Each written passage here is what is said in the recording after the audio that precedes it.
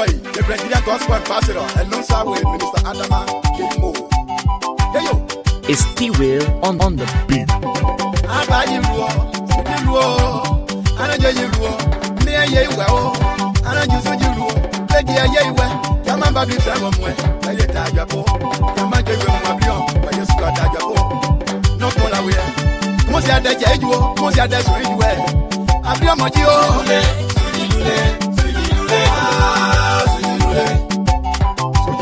I know you do. I'm fighting for us.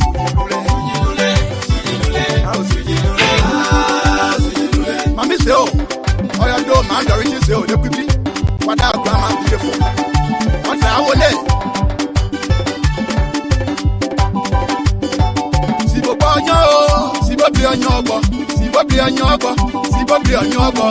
I know where power, don't you clever where power. Samiji, Jagondi, there was Samiji, Princess, there was Samiji. Good on the way, Samiji, yo. I don't want that, Mark Leno, that's okay, no. Now, please, you are down. Baucleo, Omo Conga well crowd. When Mammy said, there could be on your door during the show. Good boy, no kind. Now, dear, your ponda.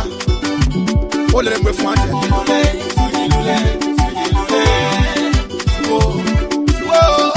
I'm your kind favor. My boys are blue. Yet I don't know about the way. I'm not your way. Katia Dawe. I'm your number Jesse way. Katia down me. One day in Yaka.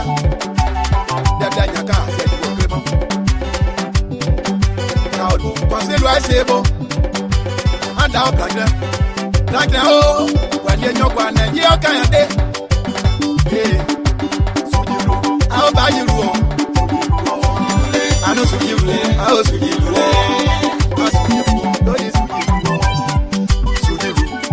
you well, may I hear you well, see I hear you well, Yamaya Yatago, yes, but I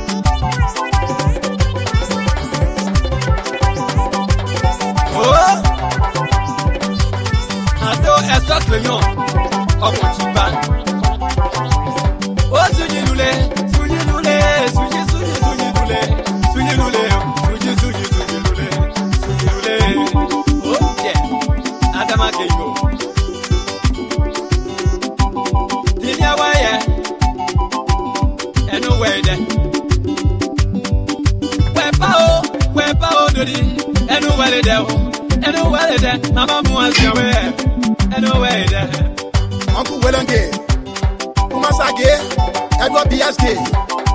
Jump over. You are not to find my family. Come on, no chairman away like it. I hear I'm at the lead to Patrick Way. But I woman.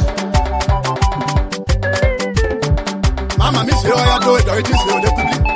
Well, I'm a okay. Come off, Yaka was thinking. And no wedding. So you look, how so you do it? So you do it, so you do it. So you do it, so you do it.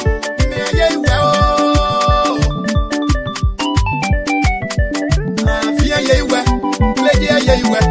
See, I ye well. Yamaya Pangramo, why you Johnny, why you squat at your poor, why you got your poor. So you look, how about you? So you look, how so you do?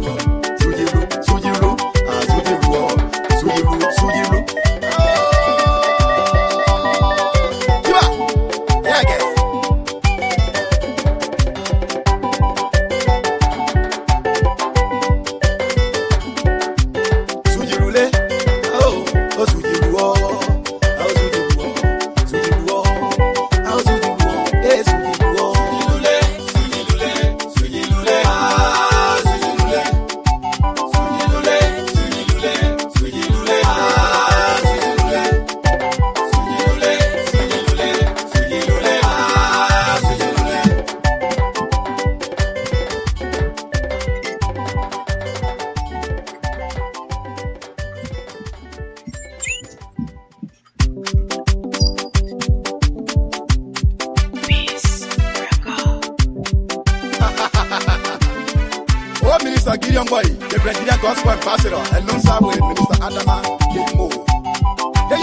It's T-Will on the beat.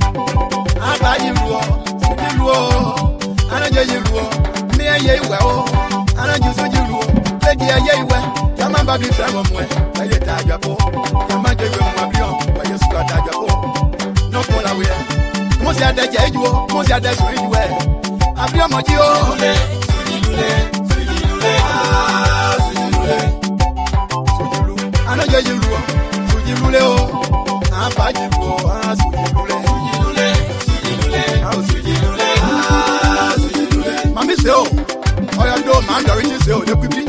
What our grandma beautiful. What I will Si bo bonyo, si bo bi onyobo, si bo bi onyobo, si bo bi onyobo. I know where pa oh, do the clever where pa oh. Samiji, Jagondi they were Samiji, Princess they were Samiji. Good old day we oh, Samiji yo. I don't want that. Mark Lennon, that's okay no. Now play with you over down. Mark Lennon, more contact well to adu. I can wear my mission. They could be on your door during the show. Good boy, no kind. Now dia yo ponda. All them with one.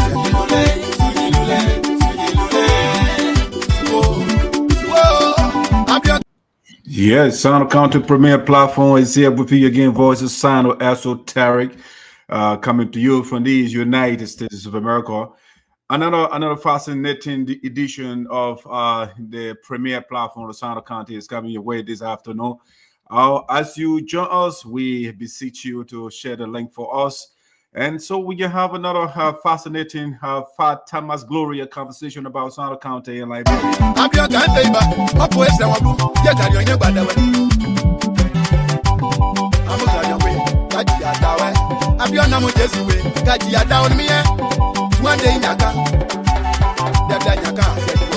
Yeah, but panelists backstage, our Sam Walker's backstage getting set up, waiting for Patrick Bodu to join us.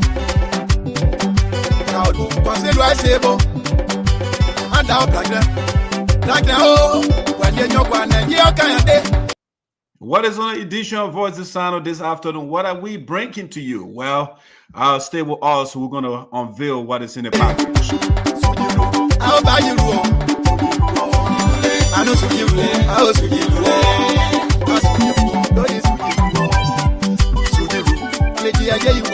Yeah, Sound County prepares for the National County meeting.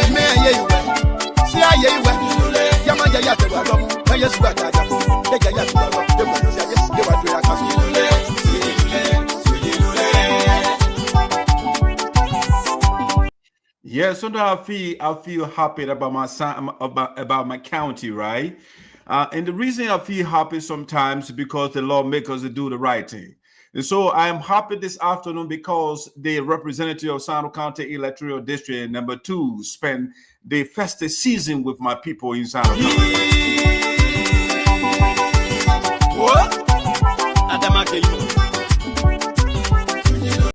Unfortunately, of course, Sonnyboy Noah, Romeo Quioh, Senator Augustine Chea, Senator Crayton Duncan, they decided to stay away from the people of Sinoe County.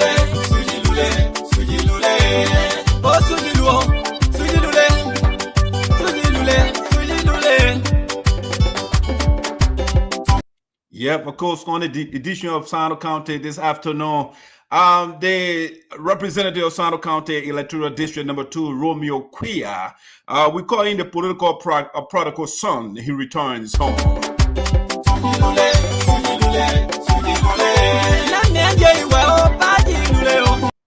The people are dividing the food, and the man we sent to represent us, he said, "You know what? I'm not going to be at the dinner table. I'm going to stay beyond Kofa, you know." And we came, you know, that's what Voice of Sinoe is here for. Patrick Bolu spoke. Sam Walker spoke. And Romeo Quioh, you know, of course, that's how you put that, spoke. And Romeo Quioh went home. He went to his bedroom. He said, "You know what these guys are saying is delicious. I got to go to where the food is being divided so the people of Sinoe County District number 1 can be represented." Ladies and gentlemen, this afternoon, we're going to be talking about the homecoming of Romeo Quioh, leaving the minority black and coming to the majority black. Don't go away. Mama, what's your way? Adem, what's your way?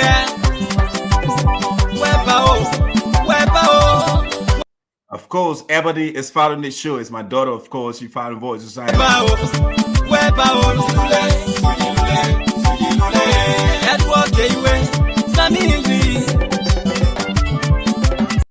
On this edition of Voice of Sinoe this afternoon, we're going to also be propane. We're going to be taking you to the United States of America, the United Support Association in America. What happened to the signature project of Madam Francess Clarke? Of course, we're going to be talking about it this afternoon. Don't go away.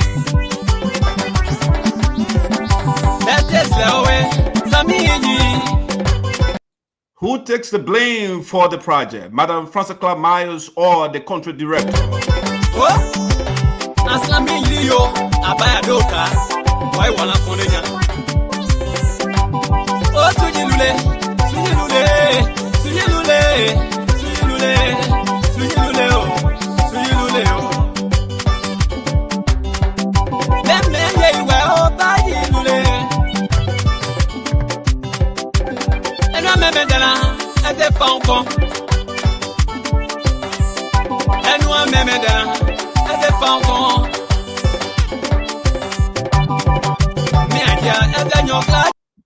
All right, guys, I think my panelists are set now for us to go. I think Sam Walker just got off again. Let's see what Sam going to come back so we can get the ball rolling here. I don't want my panelists to be in darkness. You know, in Liberia, the power is not too stable out there. And so since it is still light, you know, we have to start the show here. All right. So in the meantime, let me recognize the people who are following. If you are following us, please comment, and we want to recognize you. We also ask you that you subscribe to our YouTube page, Voice of Sinoe. In the Diaspora is our name on YouTube. Subscribe to our YouTube page. We will highly appreciate that. So the First Lady, as Patrick would say, the Deputy CEO is following. We want to say thank you for following Madam Freeman, for following us this afternoon. King, we want to say thank you for following us as well. Capitola, how you doing? Thanks for following us. Ebony, how you doing? That's the daughter of Voice of Sinoe, of course, is following as well. And I'm seeing some people, but I'm not seeing your names. So all you have to do is comment, and we want to recognize you. Let me see what Sam going to join us back. Let's see what I can send him a message here. He was backstage earlier, and he just got off. Let's see what I can send it. A communication again. Work on it. Let's see.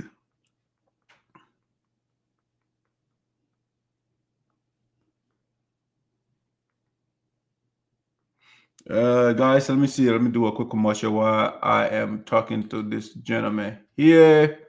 Let's put a little music here again. All right, let's go to. All right, I think he's coming back now. Let's see here.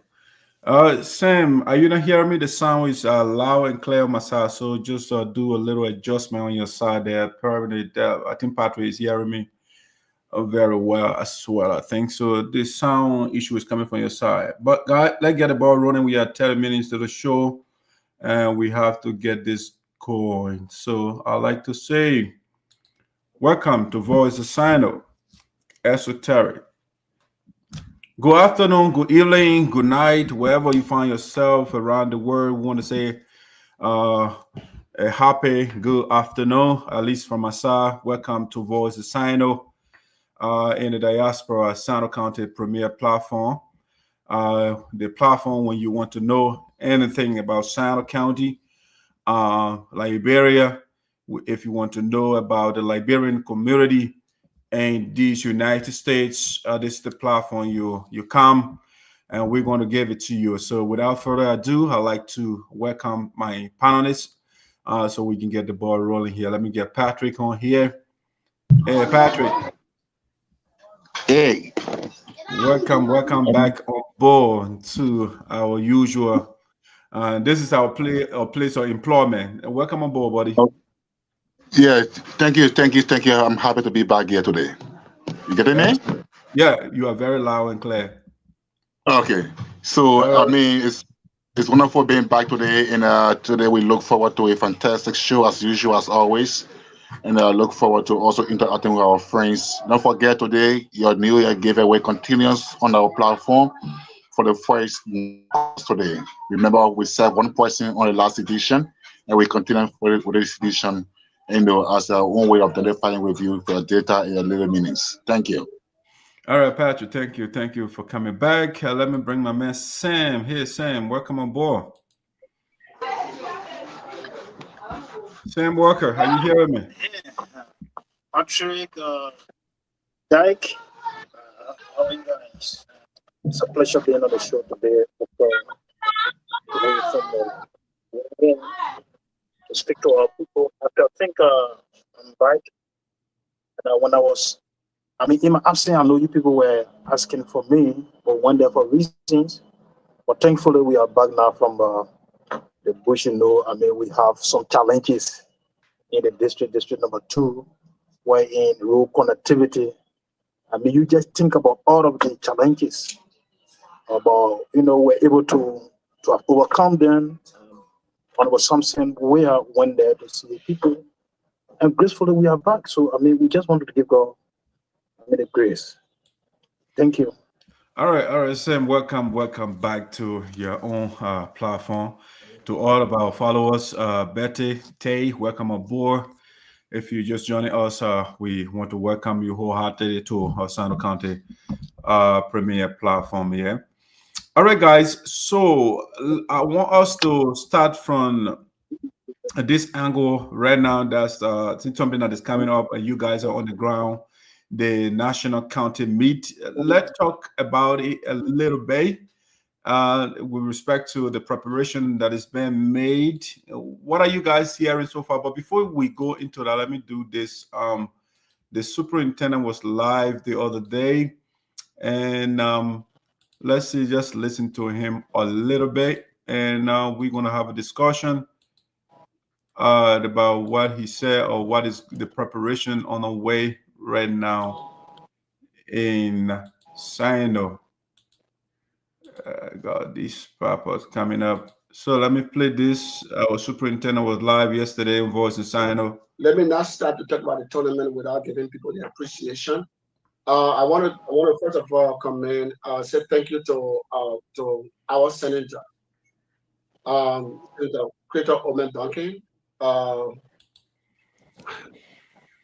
I am actually surprised. I'm actually surprised that I didn't expect this. I didn't see this coming. I didn't know that the senator could actually support us to this kind of level. As we speak currently, people have just started making some contributions. Okay. But from the onset of this whole thing to this time, we have all been on the shoulder of Senator Duncan, who have never ever complained. Every little thing that happened, we have to go to him. He has been one person who has been taking care of almost everything that we have done. Somebody like me, how much do I even have to undertake all of this? He did almost everything that got us to where we are. So I want to say, Senator Duncan, if you are listening, I want to say the people of Sinoe County are proud of you. We want to say thank you so much for making such contributions at this time of our life that we need people to come in. All right, guys. I just wanted to start a little bit with our superintendent, Peter Wiah. He was on Voice of Sinoe yesterday, talking about appreciating people that have been contributing. Patrick, what are you hearing about the national county sports meet?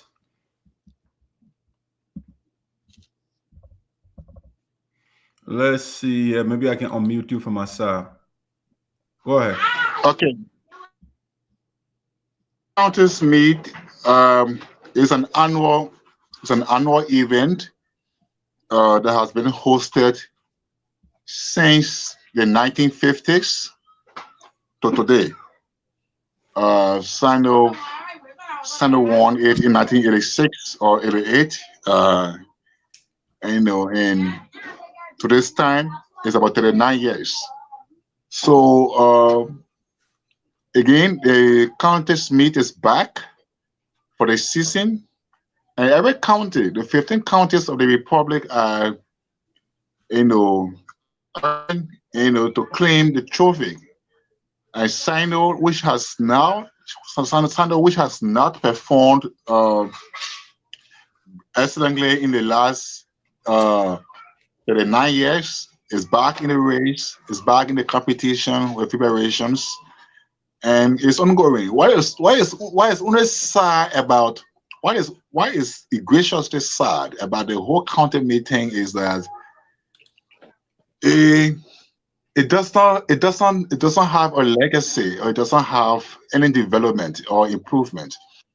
It almost works as a vicious cycle. It comes today, you talk about it, you celebrate, you drink, you play, you eat, and when it goes, you don't count on anything that it leaves behind. And that thing is sad. For example, look at Greenville. Right now in Greenville, they are renovating. They are carrying on renovation of the makeshift stadium wing that is there. The last time you questioned Romeo Quioh when you call it a field stadium, and even though one way or the other, try to back him up, but they stop there. Sinoe has been hosting the zonal stage. Since the emergence of the re-emergence of the county meet. But if you still look in Greenville or Sinoe, you don't see any mark that resembles a county meet being hosted by the 10th original county repeatedly and over and over.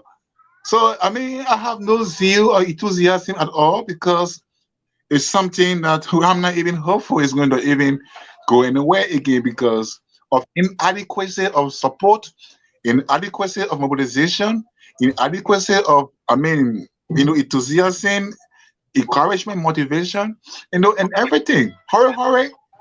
It becomes a hurry situation sometimes, and last into time planning. But we look forward to the best again with a new coach coming on board, Bright Racing. He has been there before. So an old wine in old bottle, in fact. So the senators, the politicians are working. They make name out of it. So let's look forward to it and see how best it goes. But in the meantime, my impressions are as good as that, because Sinoe has not really put up the kind of performance that we all deserved. But we look forward to the best this time around. Okay, all right, Patrick. Thank you. Sam, what do you make of the preparation for the national county meets?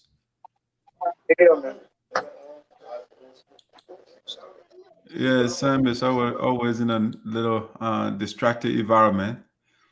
Let's see what I can bring him backstage. Are you ready, Sam? Yeah, right. Yeah. Right. Are you getting me? Yeah, I'm getting you. Go ahead. Yeah, the county meet, as Patrick just said, it is an annual event. Every year, Sinoe participate in the county meet, and due to lack of, support for the county, Sinoe sometimes does not reach the stage that we expect to reach. So, this year, 2021, Sinoe went as far as Sinoe was the host. And Sinoe managed to qualify the 2021. Our privilege to have been part of the steering committee. And at which time I was given the responsibility to play the role of being one of the media personnel on the team. And Sinoe qualified 2021. They came in Monrovia. But one of the meetings that team is lacking in the team is, those who are always placed on the team. But thankfully, this time around, Senator Duncan has been given the mantle of authority to handle the team. And I went some a few days ago when I was coming, it was the time, Duncan was entering with the team in the county. So, there's a lot of things. But before my departure from the county, I visited the sports stadium. The sports stadium is in a very bad mood. And I don't know what the current condition it is now, what the current condition. But when I saw it, it was in a serious, deplorable condition. But I know the authority and other sport lovers who are in the county. All right, yeah, his service is glitching up a little bit. But Patrick, Yeah. the brief clip that I just played from the superintendent of the county, he said, I am surprised to see Crayton Duncan to do what he is doing. So why was he surprised? Crayton Duncan has not been supporting the team, or he has not been doing stuff in the county. Why is he flabbergasted? Well, I think quite frankly, when it comes to support to social activities or engagements in the county, Henry Duncan has been instrumentally supportive. He's always been the talk of the town when it comes to financial support to activities that matter to county. But when it comes to counties need support, like we see from other counties, somebody will stand and say, I gave $5,000, $10,000, I gave a bus, in fact, I will import entire materials for the county. Yes, Henry Duncan has not reached to that extent. And from what is being seen or felt this time around, he has gone the extra mile, honestly. I myself, I'm just as flabbergasted as the superintendent is, because Henry Duncan is going the extra mile this time. It appears like he's ever ready now to get involved with county sports. Remember when Duncan got elected a representative in 2018 or 2017 and got inaugurated in 2018, he made a promise to the people of Sinoe. He said he was going to build a county team. Yeah, a team for Sinoe. And the guy who is the current coach, he has always been in the football arena of Sinoe for years, Brad Dayson. Brad Dayson has been coaching and being into sports activities. When Duncan won the representative position, he took the guy from into politics and to the Capitol building. So he promised that he was going to build a team, a viable and indomitable team for the county, through Brad Dixon, who is the head coach. But 6 years passed, we didn't see that team being built. So this is the first year as senator. So maybe the team he did not build 6 years ago. maybe, I mean, there's a team he's beginning to build now. That's why I want to sense. Yeah. So yeah, we are all surprised, but I think he's heavily evolved financially, materially, and morally. And let's see to what extent his involvement or his support goes. Yeah, Patrick, yeah, is what I think some of the things that our leaders, I mean, you hit on part of it earlier. You said this is a seasonal thing, a periodic. You know, if you want to build a team, right? You don't build a team when a season is around, you know. You start building the team before the season starts or before we start talking about season. So it's a long-term preparation you make. You start preparing the team. But I mean, some of these things, I see them as political move. You know, that's like in the case of Crayton Duncan, he wants to gain publicity. He wants to get recognition. You know, I mean, the guy is being strategic. You know, he's trying to prepare himself for the long run. You know, but I do not think. I mean, when season is coming and you start to put some money into the tournament, it does not adequately prepare the players. You know, you should have started maybe a year or two ago. But then the team will be solid. You know, the guys will be familiar with each other playing style and different things, right? But this kind of, you know, when something comes up, when something is coming before our leaders, they will say, you know, oh, I will take the responsibility. It's not sufficient, you know. And Patrick, the county meet those teams that win, right? Those players, because those guys, I see this as, you know, the players, our young people, they're showcasing their talent, right?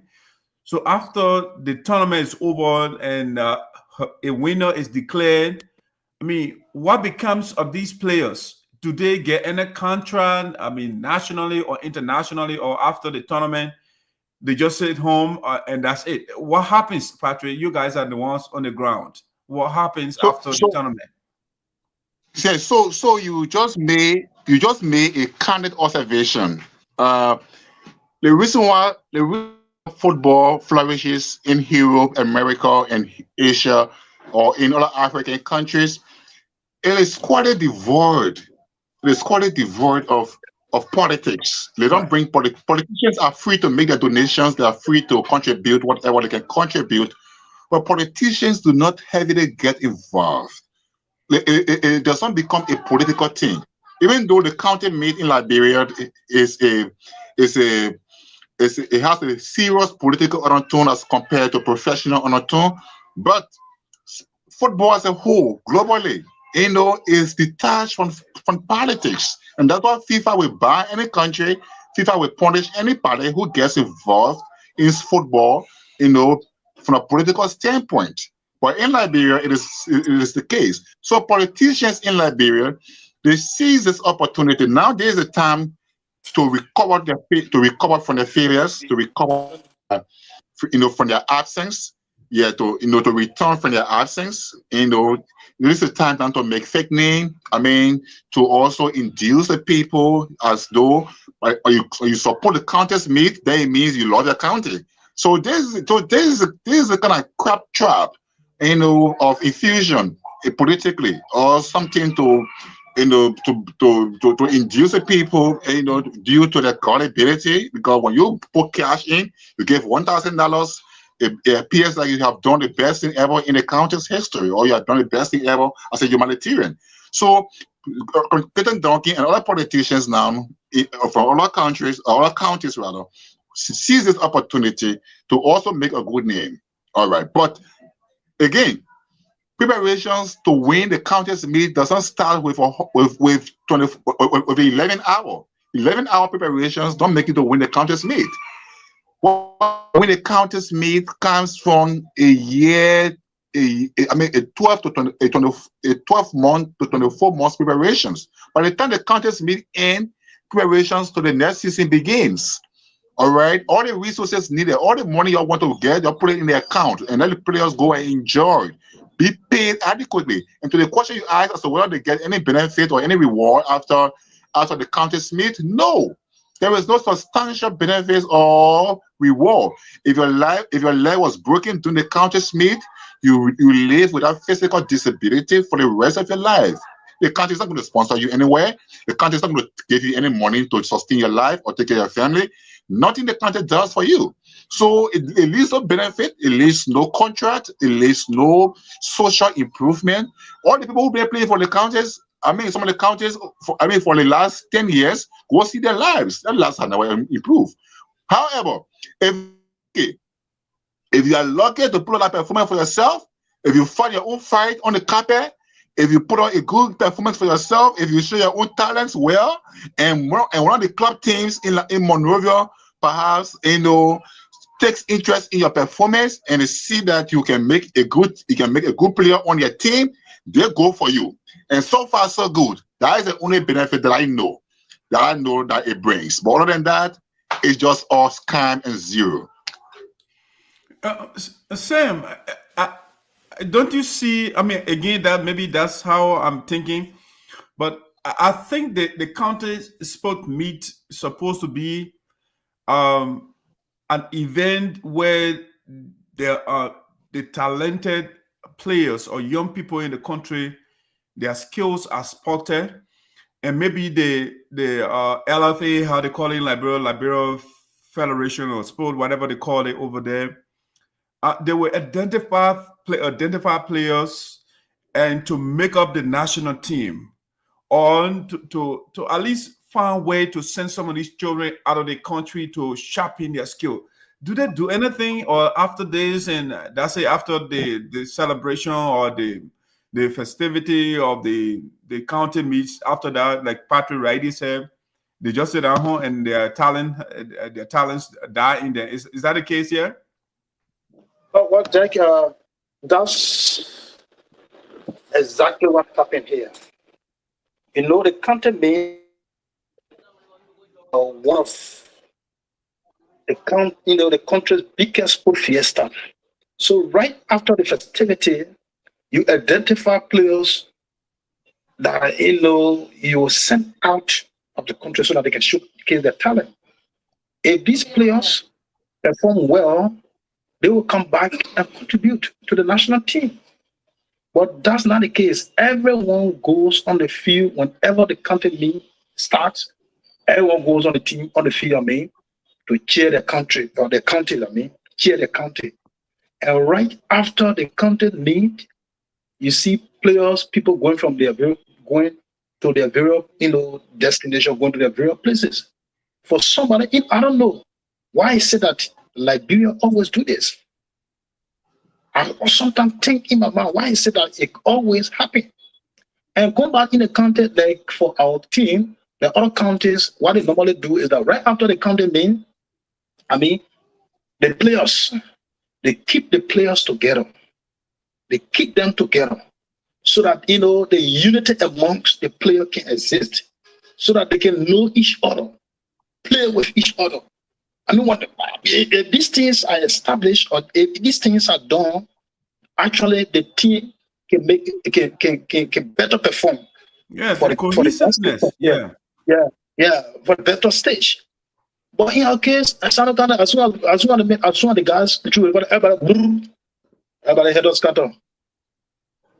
When the next stage is about to start, that's the time. The next year about to start. The next year about to start before Sinoe County can start looking for players again. Should that be the case always? These are the things. So you ask a question whether LFA can pick players among those players. The thing, rightly what Patrick said, you just fight your own, and this is what brings meanness on the field. Because if I'm qualified to play for my county or to play for my team, as I go on the field, I want to score maybe a couple of goals, maybe 15 or maybe I want to score more goals so that I can be known, I can be seen on the national stage. Yeah. So in that mean, I will continue to. I will not pass my colleague. When I get the ball close to the 15-yard boundary, I'll shoot on target. Ball that needed to be passed, I won't pass it. So these players sometimes they play selfish football because they want to be seen. On it, they want to be seen. So that's what happened. They're very similar. All right. That's the guys, case. Thanks for your perspective, but I mean, I think Patrick hit on it, and you also hit on it. I think the politicization of everything in Liberia is a problem. You know, Crayton Duncan, I know he has been building our county of resources. So to understand, I like the fact that at least our children are benefiting a little bit. You know, the guys, I mean, not too long ago, the Front Page Africa had a story where Crayton Duncan carried a company in the county, and he has 12% share in the company. And if you look at our county, the roads where the company took all the logs and the resources from, no road, no school, no hospital, no electricity, nothing. You know, so the contract is between Crayton Duncan and the company, and that's it. The county is it's Crayton Duncan's property. So he takes the resources, put them in his pocket, and then time for sporting event, he comes out, you know, I'm money man, I will sponsor the team, and so that he can gain popularity, you know, and all those things. I don't like the fact that politicians will be hailing a sporting like Crayton Duncan. I think it's a big mistake, and that's why spokes don't go nowhere in Liberia, because you have a politician spearheading, or I don't know, he's a sponsor or whatever position he is, or he's the owner of the team. I don't know. And he is on the front page. And you have to know politicians, they have opposition, they have opponents. So once you make one politician to be the face of the county, what you are doing is you are turning the other people away, you know, because the man is using the county's team as a tool to market himself, to make himself look good, you know. So as a result, the other people will sit back, you know. So I don't support the idea of Crayton Duncan to be the manager, the sponsor. I mean, he can be the back sponsor, he can be at the back and give support to the team.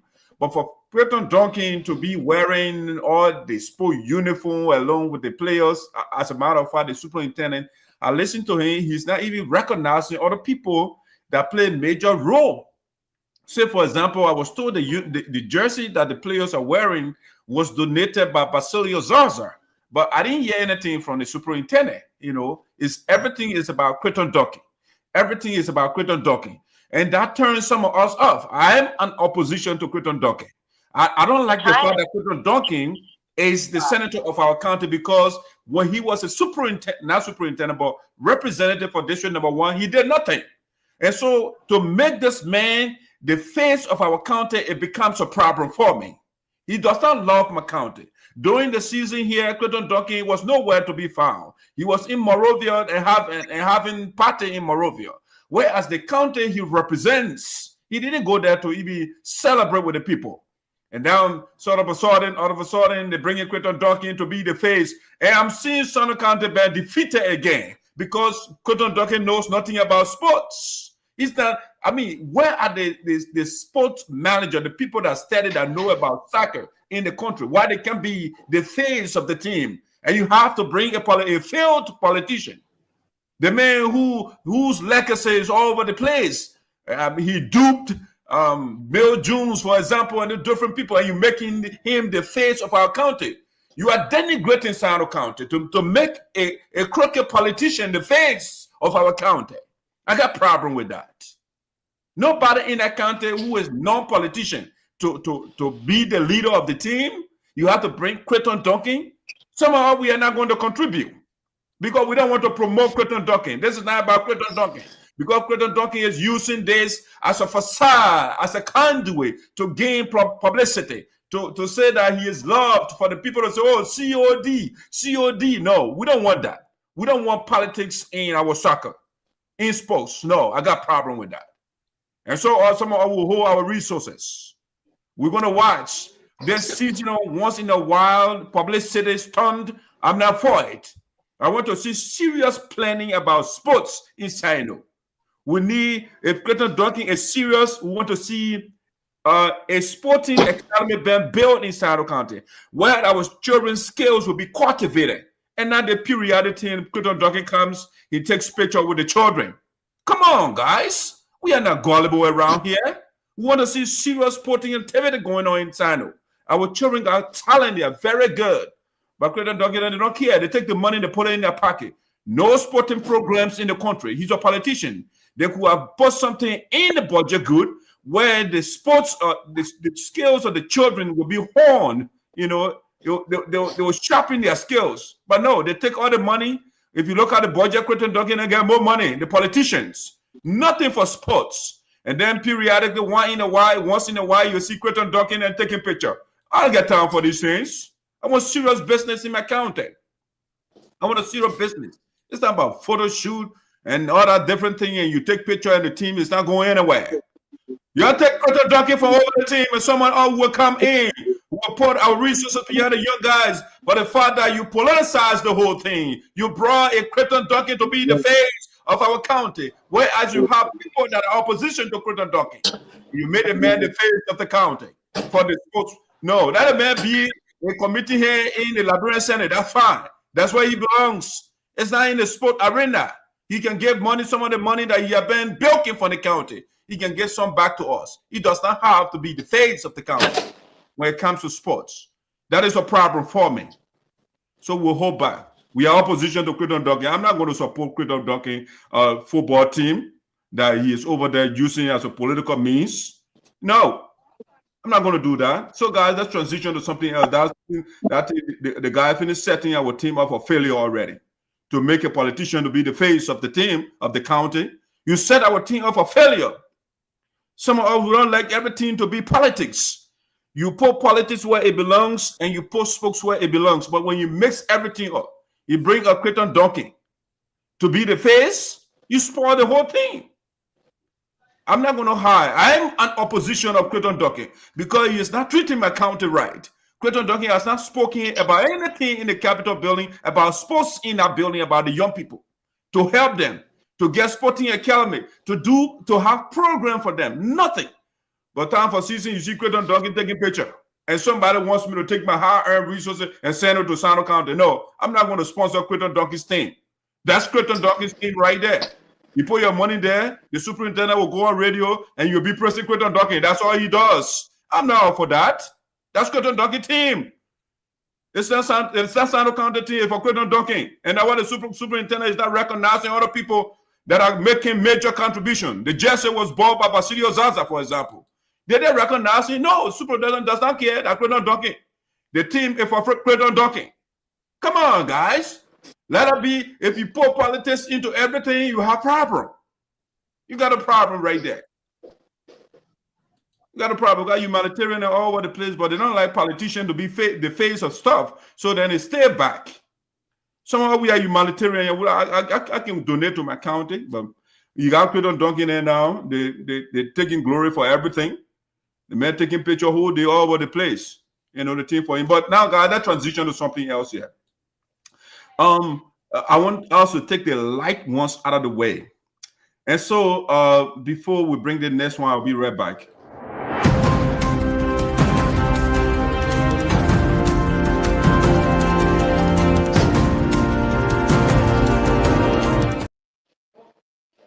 All right, guys, welcome back to Voice of Sinoe with Patrick and Sam Walker, Dark Side, put the esoteric. All right, this one, you see, I'm not just here to bash the politicians, right?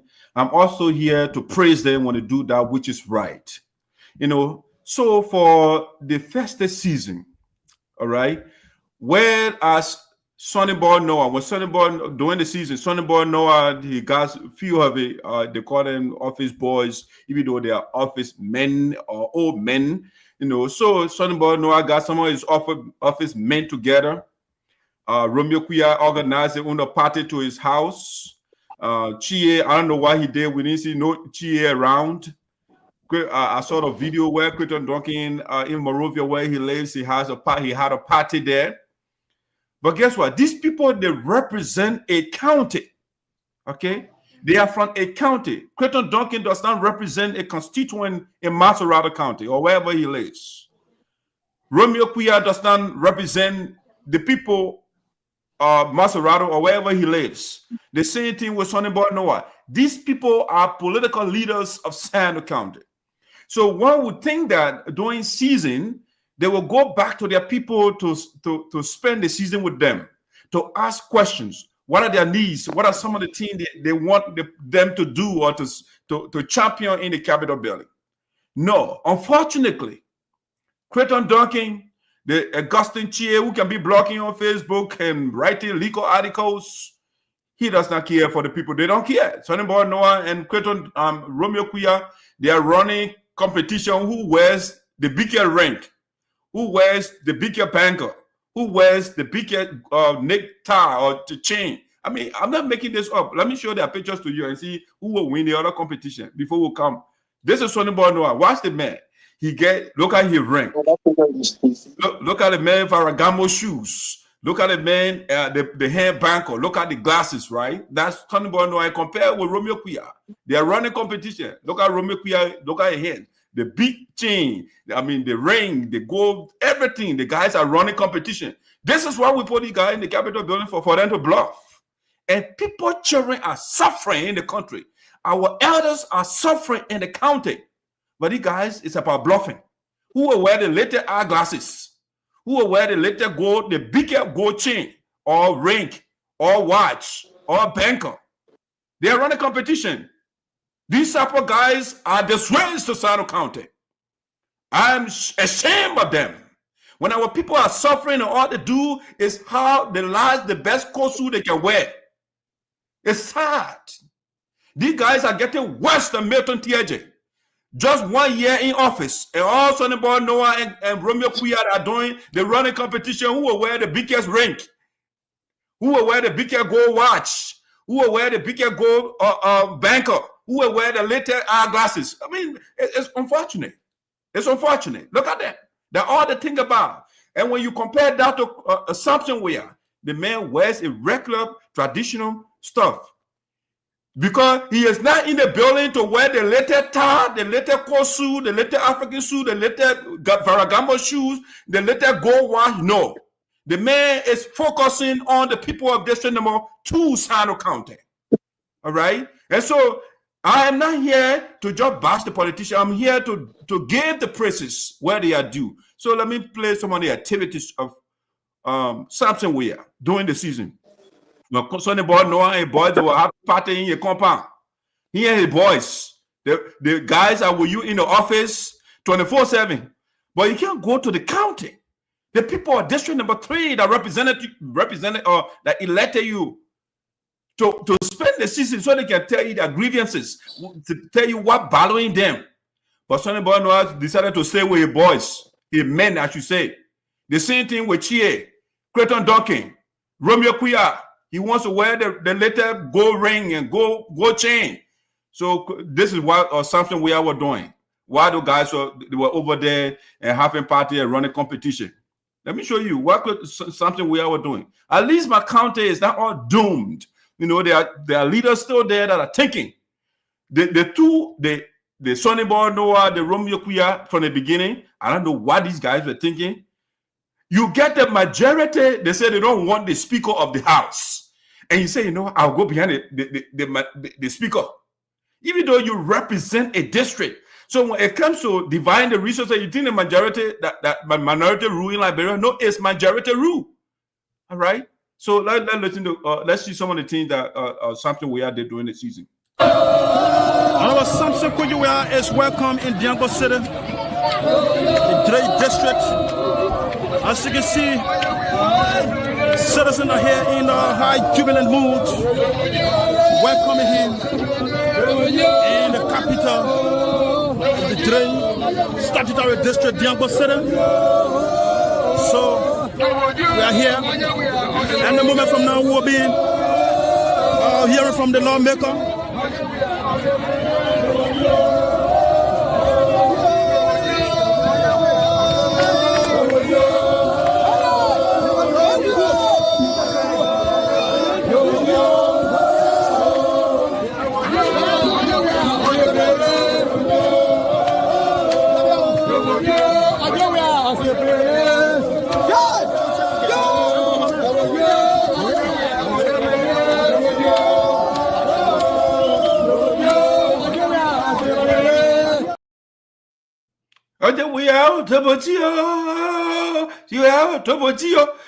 You see, the people, something where it's logical. He is thinking.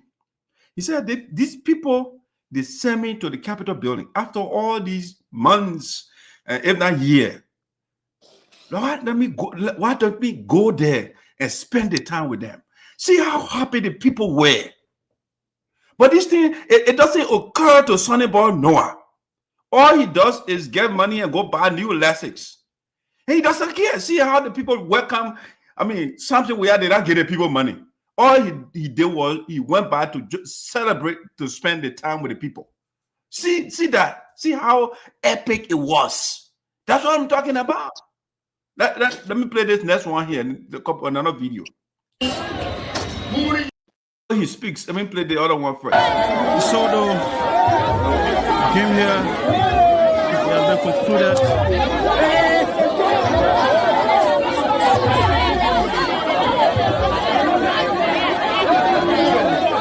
District 2 come to Samson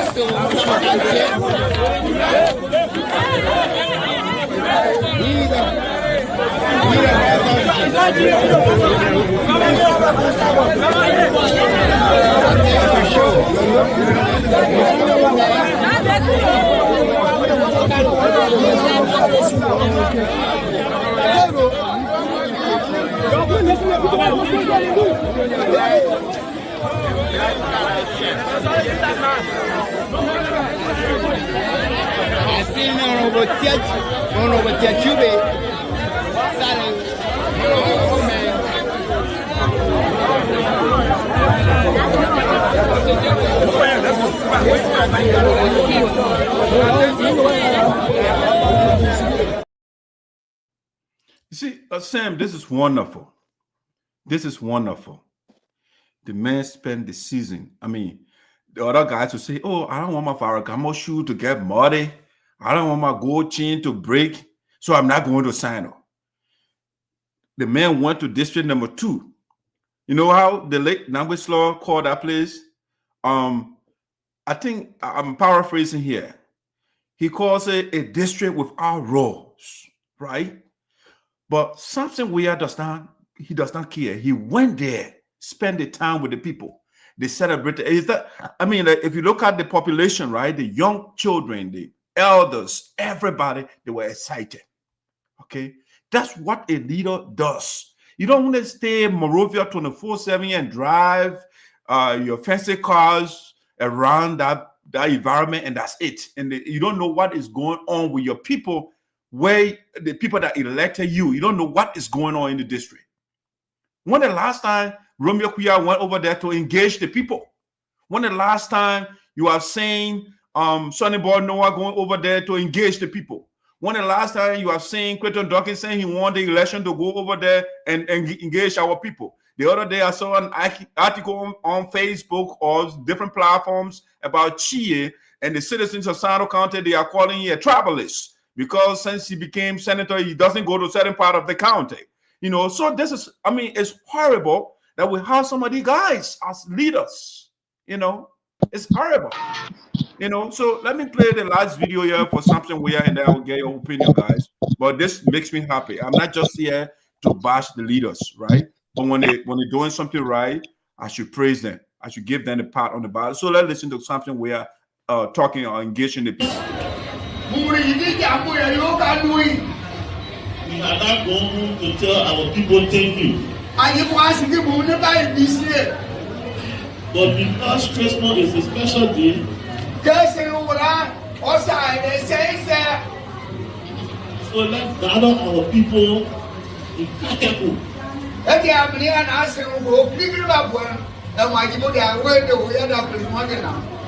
tell them a big thank you for electing us for making us the representative of District Number 2 Sinoe County.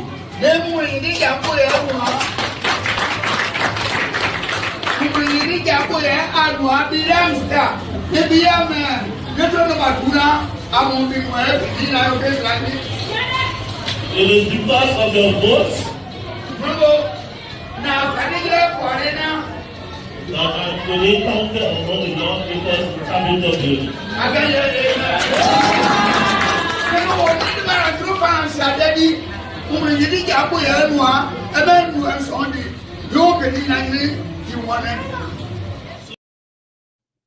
Man, this is wonderful.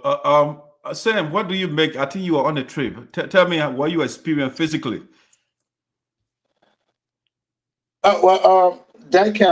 Thank you ever so much for playing. I mean, these video footages on your platform, because the platform is one of the biggest. I mean, in the country where most of us through this we are part through our messages and what have you. I was on the trip, and the person who was commentating was no one else, but I mean, it was me. I was commentating also. I mean, doing some of those short videos. And what have you. But mind you, like our people, to live with our people. I hope you are getting me. Very well. Go ahead.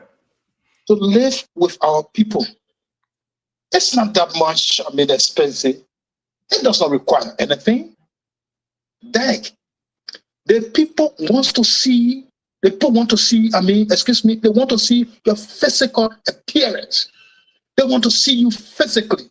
They want to see you eating with them. They want to see you sharing thoughts and ideas with them. That's it. Except from this, they don't want anything from you. They just want to see you, man. I mean, the way they are happy, you just have to, you're happy with them. I was on a trip. He visited District Number 2 consists of 3 districts. 3 administrative districts. We have the Dube River, we have the Gray, we have the Gripo, where Samson hails from. But Gripo was not part of this trip. He only visited 2 districts, the Dube and Daravoa, the Gray. Something kept me in mind. I mean, he said, no, since I won the election, I have not gone by. And some of us who are his supporters and followers, I'm not working in Samson office. I don't work in Samson office, but he's my kinsman. So anything, he always consult me. He consulted me and said, yes.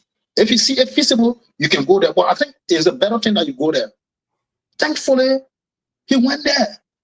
It was a short notice that we gave the people. I mean, in less than 1 week, we gave the people that notice. But it was so shocking to some of us that, the kind of reception that the honorable man had received. It was somehow, I mean, I don't know how to really tell it. The people came out.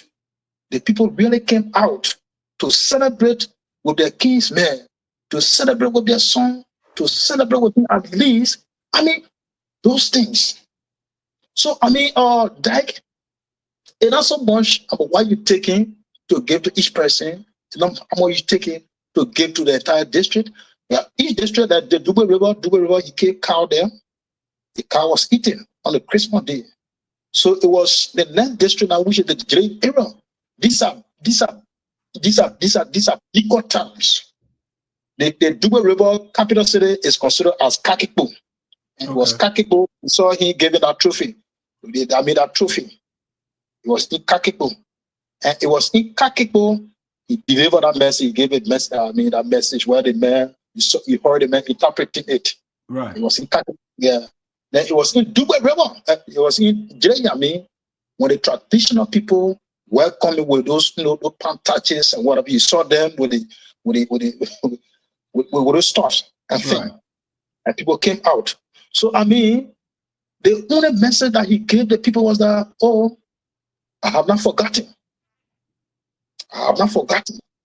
And you heard one of the elders said, who are the spokesperson for them, he said, no, my son, we don't want you to go We don't want to damn what you did for us today. I mean, Christmas festive season, celebrating with all, I think is a great tsunami.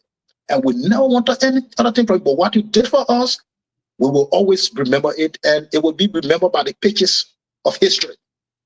So that brings to our minds today. If we are serving our people, I mean, can you imagine the other not knowing these people always follow? I mean, the trending issues in the country. One of the elders, I mean, always also said, he said, oh, but something, I mean, during the political upheaval in the Capitol building, only you represent the Sinoe on the issue of the war, on the level of at the level of me, the budget hearing.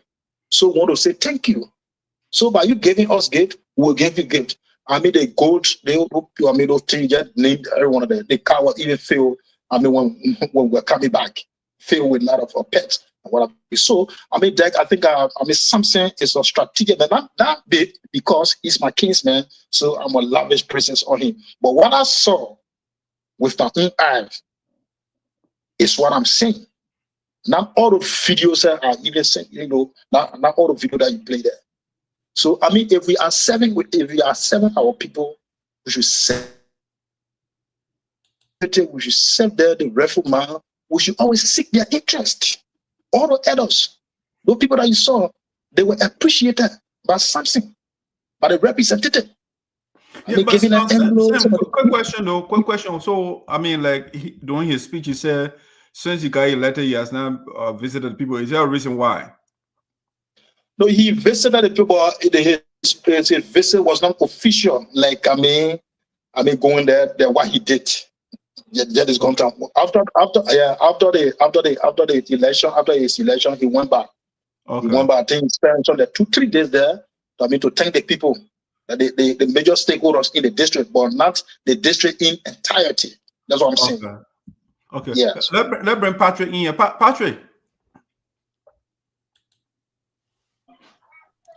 Patrick, what do you make of this triumphant appearance or visit of our representative Samson Wiah in his district? What do you make of it?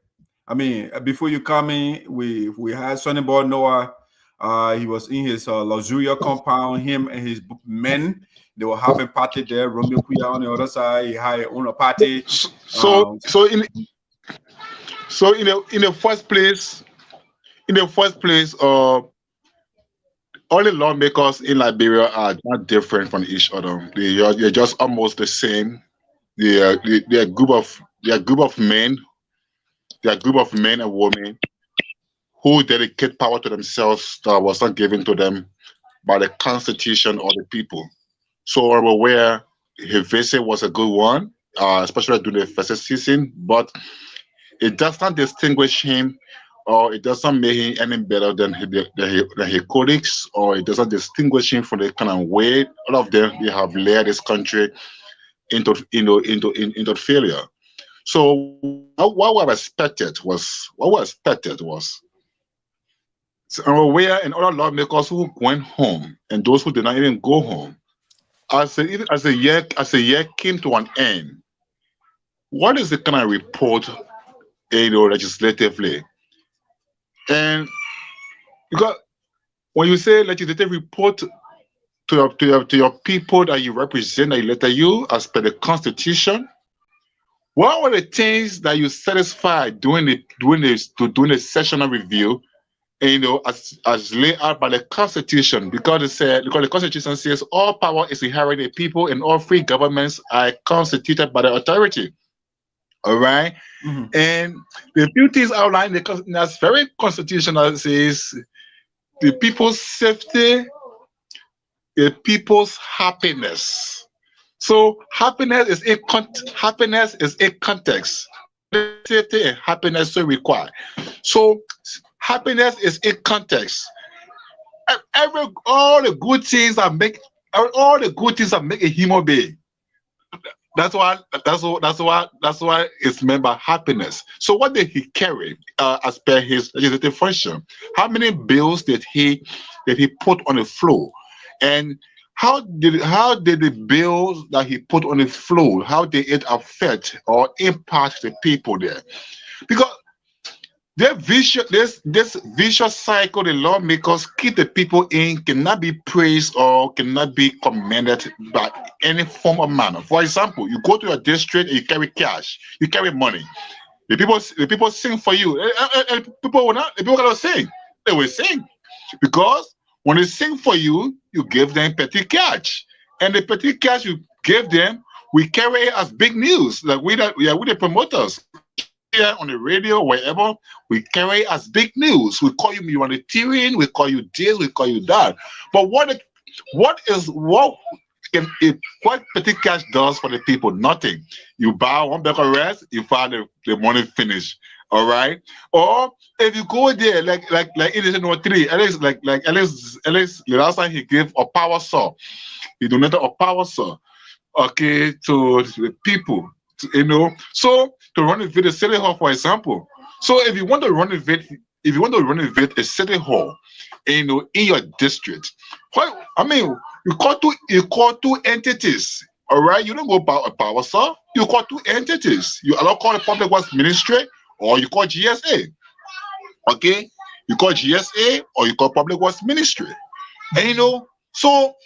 What the lawmakers do normally, as a way of saying they're identifying with the people, is just a multiplication of it's a build up of the vicious cycle. The cage they put the people in, and they put the people in that cage to make them look good, to look good in the little things they do, which means nothing, and then the people suffer more. So 6 years will finish, the people still the same. Nothing improves. No water, no public transportation, no improved education, no improved health system. Everything just like that. And so for me, the one good thing I commend him for is the fact that he goes back. All right, that he goes back home. He return. He's going back to his roots. That's good. But legislatively, Patrick, it doesn't make it different from the rest of the other lawmakers or make it any better than the other lawmakers. That's what I can say. Okay, Patrick, I like your opposite view, but I think I hold the other view, right? Yes, we have to hold the lawmakers' feet to the fire as to their responsibilities in the Capitol building. We are not negating that fact. I'm getting feedback from one of you. Let me put yourself on mute, please, Patrick. Okay, thank you. So I'm not right now. I'm not assessing the lawmakers based on their performance in the Capitol building. That's a different thing. But I am saying, if you have 2 people in the town, they say, okay, Patrick and Daxa, you put there. The people send you from different town, and I'm from different town, and they say, okay, y'all go to the big city, y'all go represent us. And that time for season, I go to my people. I say, you know what? Let me go spend the time with my people. And Patrick stays in Morovia. Patrick, would you say you are better off, or you and myself were on the same level? No, you stay away. So it's the same thing here. Something we are the district number 2. It has no roads. I mean, it's isolated. District number 3, Sonnyboy Noah, Johnson district is right on the road, right there. If he doesn't want to go to the remote towns, Johnson district Johnson has a road. There are towns in district number 3 that are along the road. Sonnyboy Noah could go there and spend the time with the people. Romeo Quioh, he represents the capital city, basically, of Sinoe County, Greenville. Romeo Quioh could spend the time in Greenville. The senators, they could do the same thing, but they didn't bother to do that. And Samson went to his people and spent the time. So I think this requires some sort of laudation. We have to give him the praise for that. Besides that, Samson is making the right legislative move. How is it? He did not go beyond Kofa, because he knows that Kofa did not send him to the Capitol building. So he went when the majority said they don't want Kofa, their leader. He said, you know what is the best thing to do here? Instead to go and defend Kofa, who abandoned Grand Crew County, or I should go with the majority that got the power when it comes to passing the budget that will make the decision. Which side should I go with? And so the man aligned himself with the majority that will pass the budget. So when the budget was being discussed, he was at the table. He was there advocating for his people. Okay? Whereas the man that represents your district, Sonnyboy Noah, he wasn't there. And up to now, he is not in parliament. He's not there because he misbehaved, and they sanctioned him for 3 months and 3 weeks. Romeo Quioh, who has been in politics for a long time, he said, you know what? Kofa, myself, we are from the Southeast, so I'll go with Southeast Solidarity. Or he's a sedition, I'm a sedition, so I'll go with CDC. Okay, is that the right thing to do for the people that you represent? To go beyond Kofa, who has a massive budget, almost $3 million. And then Grand Crew looks like a ghost town, like nobody is representing Grand Crew. Why are you going beyond this, man? When you were sent in the Capitol building to represent your people, and not Kofa. Let Kofa fight your own battle. You are there to fight your people's battle. That's why you are in the Capitol building. And so I would praise Samson Wiah for doing the right thing, for being at the dinner table, and after that, going to the people to spend time with them, to hear their plight, to hear what is going on with them, to interact with him, to give their grievances to the man, what he should do to improve your life. That's what I think something we are presence in the district it represents. Where Sonnyboy Noah and man Romeo Quioh, you know, they want to wear the latest, you know, shoes. They go, you know, see Romeo Quioh. All the goals, avatars in it. You got to put your hands on the desk so we can see how many gold and diamond ring, how big his ring is. You know, I mean, and Sonnyboy Noah here, he bluffing. You know, that's what good for his people when he looks good. You know, and somebody will say, you know what? That's how you put it. You hate Sonnyboy, you hate Romeo Quioh. No, I don't hate them, but they are not proceeding the right way. And then I saw Romeo Quioh the other day, he backing his colleague. Oh, y'all bring Sonnyboy Noah back. No, Sonnyboy Noah is supposed to beg his friends. He the one made the wrong decision. So he got to go back. So, you know, I want to come back. So I at least send that. So you put there. And Sam Walker and Pantoe, they've been talking. I want to come back so that I can represent my people the right way. I blundered, you know. But no, he does not want to be, Sonnyboy Noah does not even want to go and realize his mistake that, you know, I blundered. No, he's still there because he got some of his money in his bank account. He can wear the latest shoes. So he does not even care to go to a colleague, write communication and say, guys, I made a blunder. It's not a mistake, a blunder, and I want to come back so that I will be able to advocate for my people. No, Sonnyboy Noah does not care. He is worshiping Kofa because Kofa made him the chairman on Commerce Committee. You know, and that's why he has been backing Kofa over and over. You know, so Kofa, when Kofa retains his position, he'll become a chairman for his committee. The same thing with Romeo Quioh, he was the chairman for education. And so that is why they were behind Kofa. But now, no light, so Romeo Quioh switched gear. So, guys, let's wrap on this something weird thing. And then we can go to Romeo Quioh move, the new move that Romeo Quioh made, so we can talk about it. So if any of you get something to say, it's fine. Other than that, we can just transition to the next thing. You got something to say? Sam, go ahead. Derek? Yeah. Derek? Yeah, go ahead. Okay, there's something quickly I want to say. This show is not all about, Samson Wiah versus, Alex Sonnyboy Noah, or Samson Wiah versus Romeo Quioh. I think we lay the basis based on what we see from our various districts. It could be another person. That this applies to any lawmaker in the Republic of Liberia. And we are not doing comparison here. So I just want to just sound outside. That's coming. All of me, they hear this and they want to, frame it some kind of way. But you see, partly the issue of, how many bill something we have proposed. You know how many bill people made over there? A lot of people made bill. At the place there.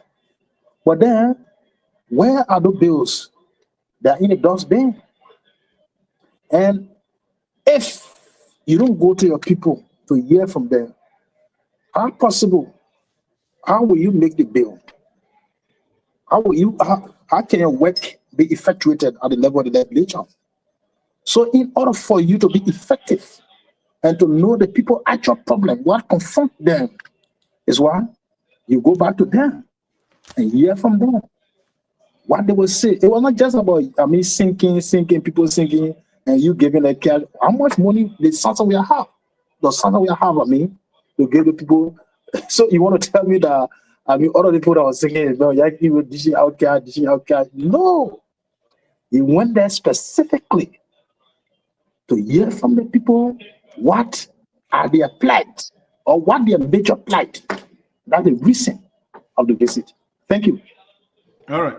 Thank you, Sam. So Patrick, let's go to the next thing, or you have something to say? Any reaction to what Sam said? To the next thing, let us not make it with the with the lawmakers. Yeah, let's go to the next topic so that we make progress. Okay, fair enough. All right. So even though Sam said we should not compare them, I will compare them because they are all in the same category. So if one person is performing, like you have two students in the same class, and the other person is getting 0 and the other person is getting 8.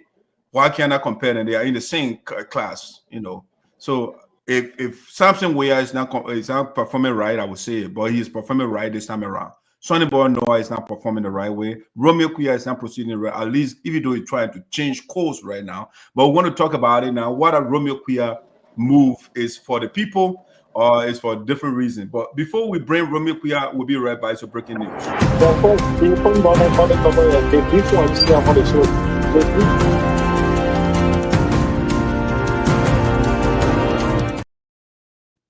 All right, ladies and gentlemen, welcome back to Voices Sinoe.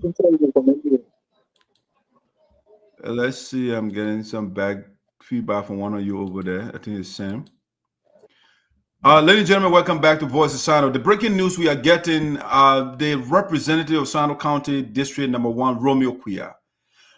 He defected from the Minority Bloc, and now he is with the Majority Bloc. All right, so we are saying the defection of Representative Romeo Quioh, is it a betrayal or love of county? That's what we want to be talking about. He left the Minority Bloc because he loves us, or he betrayed Kofa. That's what we want to know. The man has been beyond Kofa the whole while. And then all of a sudden, we are now seeing Romeo Quioh with the Majority Bloc. Is it a betrayal, or he feels that his people are suffering? And so, you know what? I got to go by because Dr. Yapoda Esoteric, Sam Walker, Patrick Bolu, they have been on my back. And so let me go where the majority, the guys are making sense. Where the food is, let me go there and advocate for my people to get their share. I should not be beyond Kofa, who is fighting for his $2 million budget, and not for the people of Grand Crew. No. So is it because the man wants the people to benefit, or he literally decided to just betray Kofa? Let's go into that. Patrick, is there a betrayal, or Romeo Quioh, or he cares for us now, and that's why he switched gear? Go ahead. No, it's not. I mean, his action was not a betrayal, and Quioh, by the record available so far in the House, he is one of the few highly educated persons there. He has been a public administrator, but most importantly, he has been a maverick politician, meaning he has always, he has always been his own, he has always moved at his own volition and at his own independence. Patrick, before you go ahead with your thoughts, just hold on a second. Let's play the video.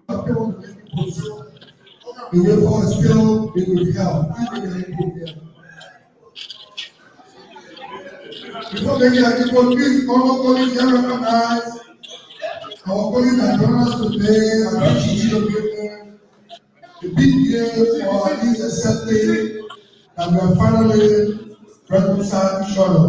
I've been a big year for our Ella from South Carolina, all know Wiah, Sinoe Morba, Priscilla Pepper. We need to give a big day. Thank you very much. So it's a big year for the three lawmakers that joined the Majority Bloc again. Sumomo Oscar, Romeo Quioh, and Presidio Cooper. These are the three notable names from the minority who have joined the majority. All right, guys. Patrick, you go ahead with your thoughts. Yeah. So, what makes the crossover? What made a crossover initially in Nimeka was the fact that allegations of financial inducements, emerge from the early stage. Yes. So the fact that allegations of financial inducement emerged from the early stage, it gave any rational person, the opportunity to be cautious. All right, to be cautious, because if you are not cautious, if you were not cautious enough to join, you have been guilty by affiliation, whether the allegation of financial inducement was true or not. Besides that, the foundation of every democracy is tied to a stronger foundational rule of law system. And that's why today the United States is a superpower. Not because it is rich, but because it believes, in the rule of law. The president of the United States, former president, got indicted onto the 4 counts. He was being dragged every day. He was being dragged here and there. In Liberia, you can't touch former presidents, irrespective of what they did or what they do. So, Romeo Quioh and others who remain on the side of the minority bloc wanted to be sure that the right thing was done. Now, since the right thing was not still done, but it still remained the Liberian way, and it was still being portrayed the Liberian way, well, since politics could override, or politics could erode justice of law, and the protector of the law the protector of the law or the enforcer of the law, sees it necessary and still sees it fit to say, well, it's okay, then no other person should be sitting on the fence. Because in the first place, if you say remain with Kofa, what are you remaining there for? It's almost like you're holding a bowl of rice in your hand. You're claiming the rice belongs to you, or the rice belongs to you. You are holding the bowl that contains the rice. Patrick has taken a handful of rice from the bowl. Same pass the other way around. He has taken a good amount of rice from the bowl. Sarah came from the other side, took a good amount. Christian came, took. You are still holding the bowl. You are still holding the bowl, and the rice is being dipped off. The rice is leaving. Okay? So to your utmost surprise, now the bowl still remains in your hand, but the bowl is empty. Why are you holding the bowl for? What are you holding the bowl for? And what is there to still protect? Is it an empty bowl you're protecting, or what? So, Quioh and others, their hope was that there was still being a legal remedy to the fracas, to the political fracas, or the standoff. But while they thought that there could be a legal remedy, the process was still ongoing. The men were still enjoying. The men were still proceeding, because the executive, which under the law, under the constitution, under the systems of check and balances, separation of power, which enforces the law, says we have no other option but to work with the majority bloc speaker. We have to go by the procedure, by the rules, and so it is. So I don't think Quioh, from his initial stance, did anything wrong, and by crossing over, also he has not done anything wrong. I think his stance is in the right direction to represent his people adequately, to advocate for them, to put bills on the floor that will impact their lives, like he did in the first term or in the first session. He put a bill I mean, an anti-child labor bill that will get children out of the streets and out of the gold mines and out of prostitution and or early marriage, and put them back in school and put them into a better society. So I think that's the kind of person he has been. And then and joining Honorable Wiah, his colleague, his distinguished colleague, I mean, I think it's good enough. So the two of them now will fight for Sinoe. Yes, Wiah did well. He advocated for Sinoe. The community college got 600 and I think 40,000. 600 and I'm not there 40,000. Yeah, but I think last year was 614,000, 30,000 added. That's 644,000. Yeah. So Wiah being the only person in the room, or in the room and advocating on the budget line, at least did way to put an additional 30,000 in for the county. That was a plus. For the health sector, I don't know how much he put there for Edge Green Hospital, but Edge Green always have 100,000. But maybe he may have advocated for something since he's a child, since he's a product of Edge Green Hospital. I believe he also advocated something good for Edge Green Hospital, and I also believe that he advocated in sectors that are fed and benefit Sinoe. So joining Samson Wiah now, I think two heads are better than one. Remember, one finger, just as light as less is in the hair, one finger cannot pick it. So now that Wiah has Quioh by his side, this is number one, this is number two, they will be advocating and fighting. The day Honorable Noah joins them, then they are three now, then everything will be in full swing. So I think that's my initial position or point of view. All right, Sam. Sam is, I think he's frozen there. Let's see whether he'll get back. Hey, Sam. Sam, are you hearing me?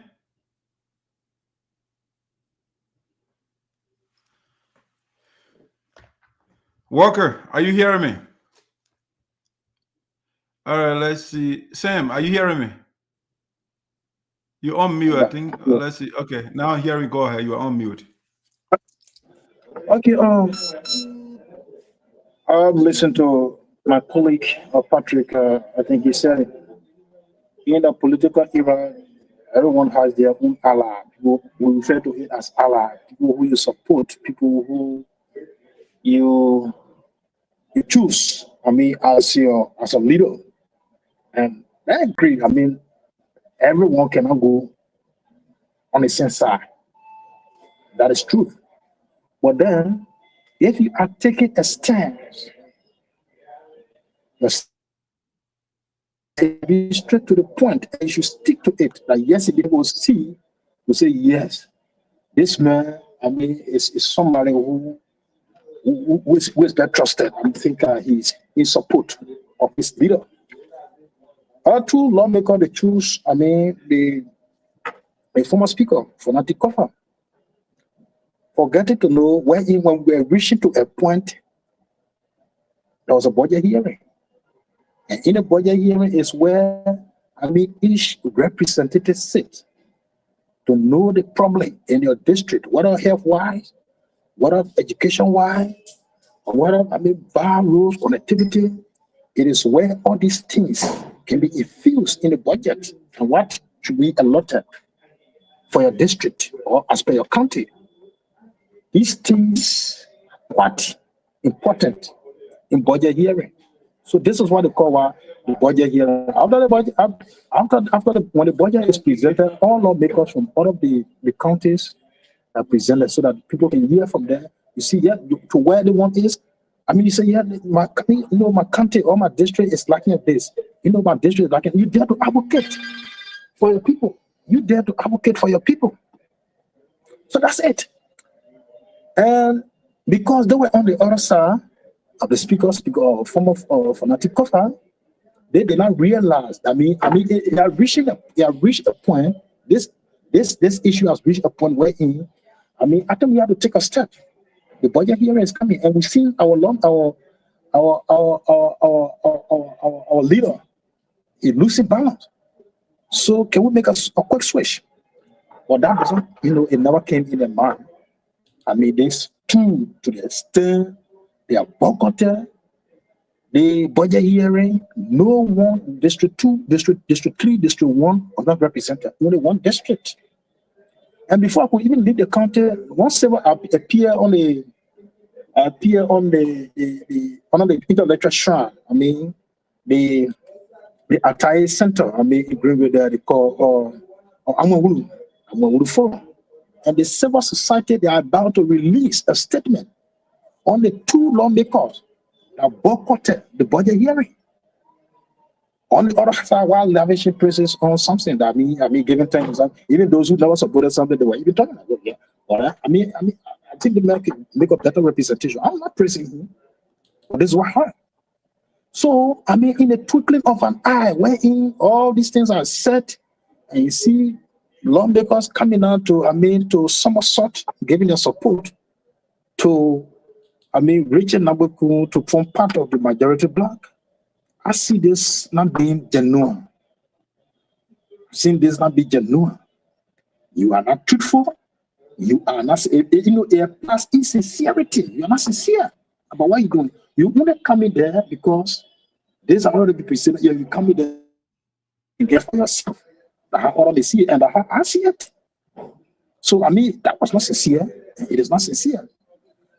If you are supporting someone and you know that, yes, indeed, there's a reach a point, you take the other stand. It don't take anything from you. So the 2 lawmakers, to be frank, they have embarrassed us and they have embarrassed the entire country. Thank you.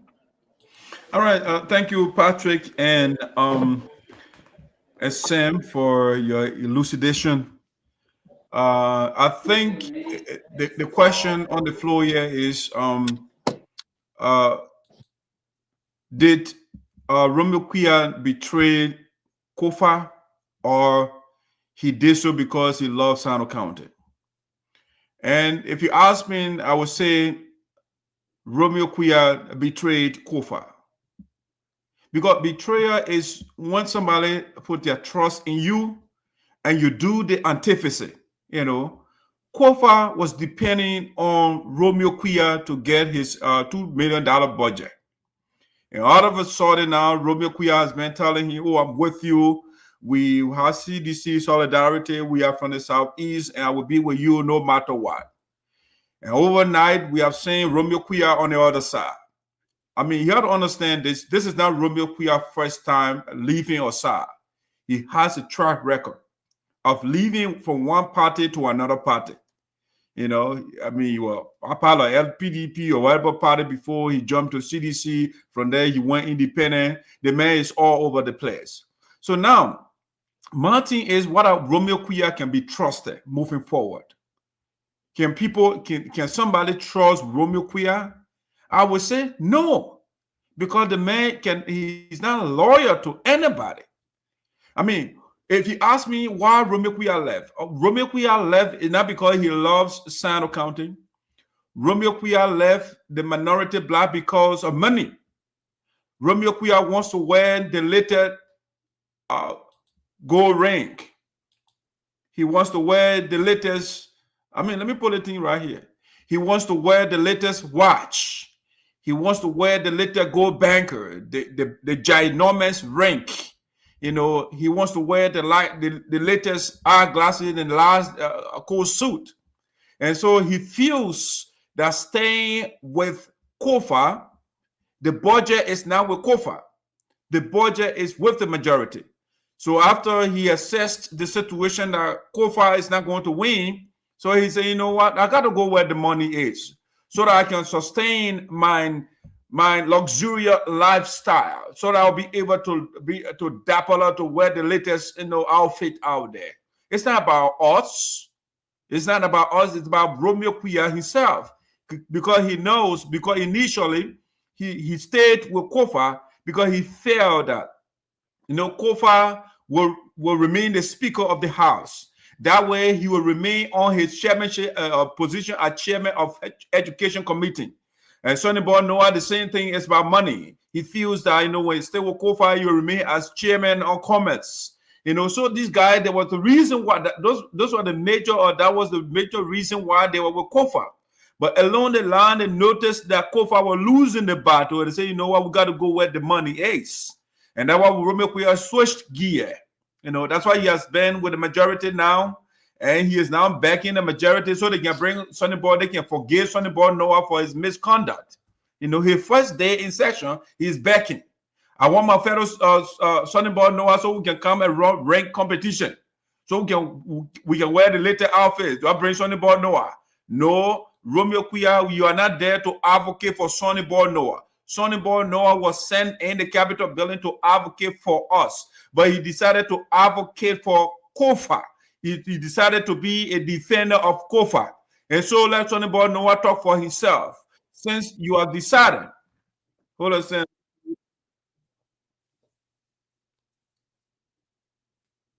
All right, saying you were calling me. All right, so since Romeo Quioh or Sonnyboy Noah does not want to speak for himself, let Romeo Quioh speak for himself. Let he say he has come to his senses. Let the man speak. Let he try to represent us. That's what we're saying. Therefore, he went to the county one time and told us that he got 100,000 United States dollars, and he was going to undertake a library project in Sinoe County. We are not seeing anything on that project. Okay, so Romeo Quioh he did not switch gear because he cares for Sinoe. He defected from the majority because the money is not there anymore. He wants to be on the side where, you know, the buddies will put you on some kind of committee and you will get his little thing. The whole season, our people did not benefit from Romeo Quioh because he did not go there. No, not at all. He did not go to visit Sinoe County. He was in Monrovia and having party. He had a birthday party first, and then during the season, he had another party to his house. You know, that's it. It's not about Sinoe County here. So Romeo Quioh cannot be trusted. You can't trust that man. The man will be with you today. Tomorrow, Romeo Quioh will be gone. Okay? Sonnyboy Noah, I don't know what I mean, because he is sanctioned right now, or else Sonnyboy Noah would have switched too. You know, you will switch over. But then when you do that, then nobody can trust you. That's why before you make a decision, right, you got to think about what you are doing. Is it the right decision I am making, especially as a politician that represents a group of people? You represent district number 3, for example, and the majority say, you know what, we don't want our speaker. And you say, you know what, I will stay with the speaker.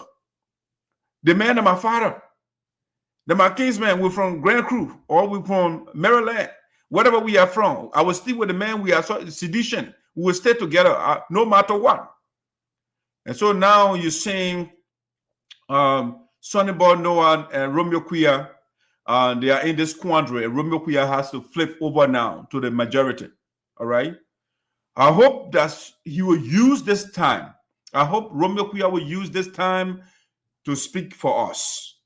I mean, he has enjoyed enough. He has had enough party for himself. It's time for the people of Sinoe County. It's time for Romeo Quioh to be over there, Sunday calling an elder, for the elder to start talking for us. You know, we want to see roles in Sinoe County. We want to see jobs being created in Sinoe County. We want to see state-of-the-art institutions of learning in Sinoe County.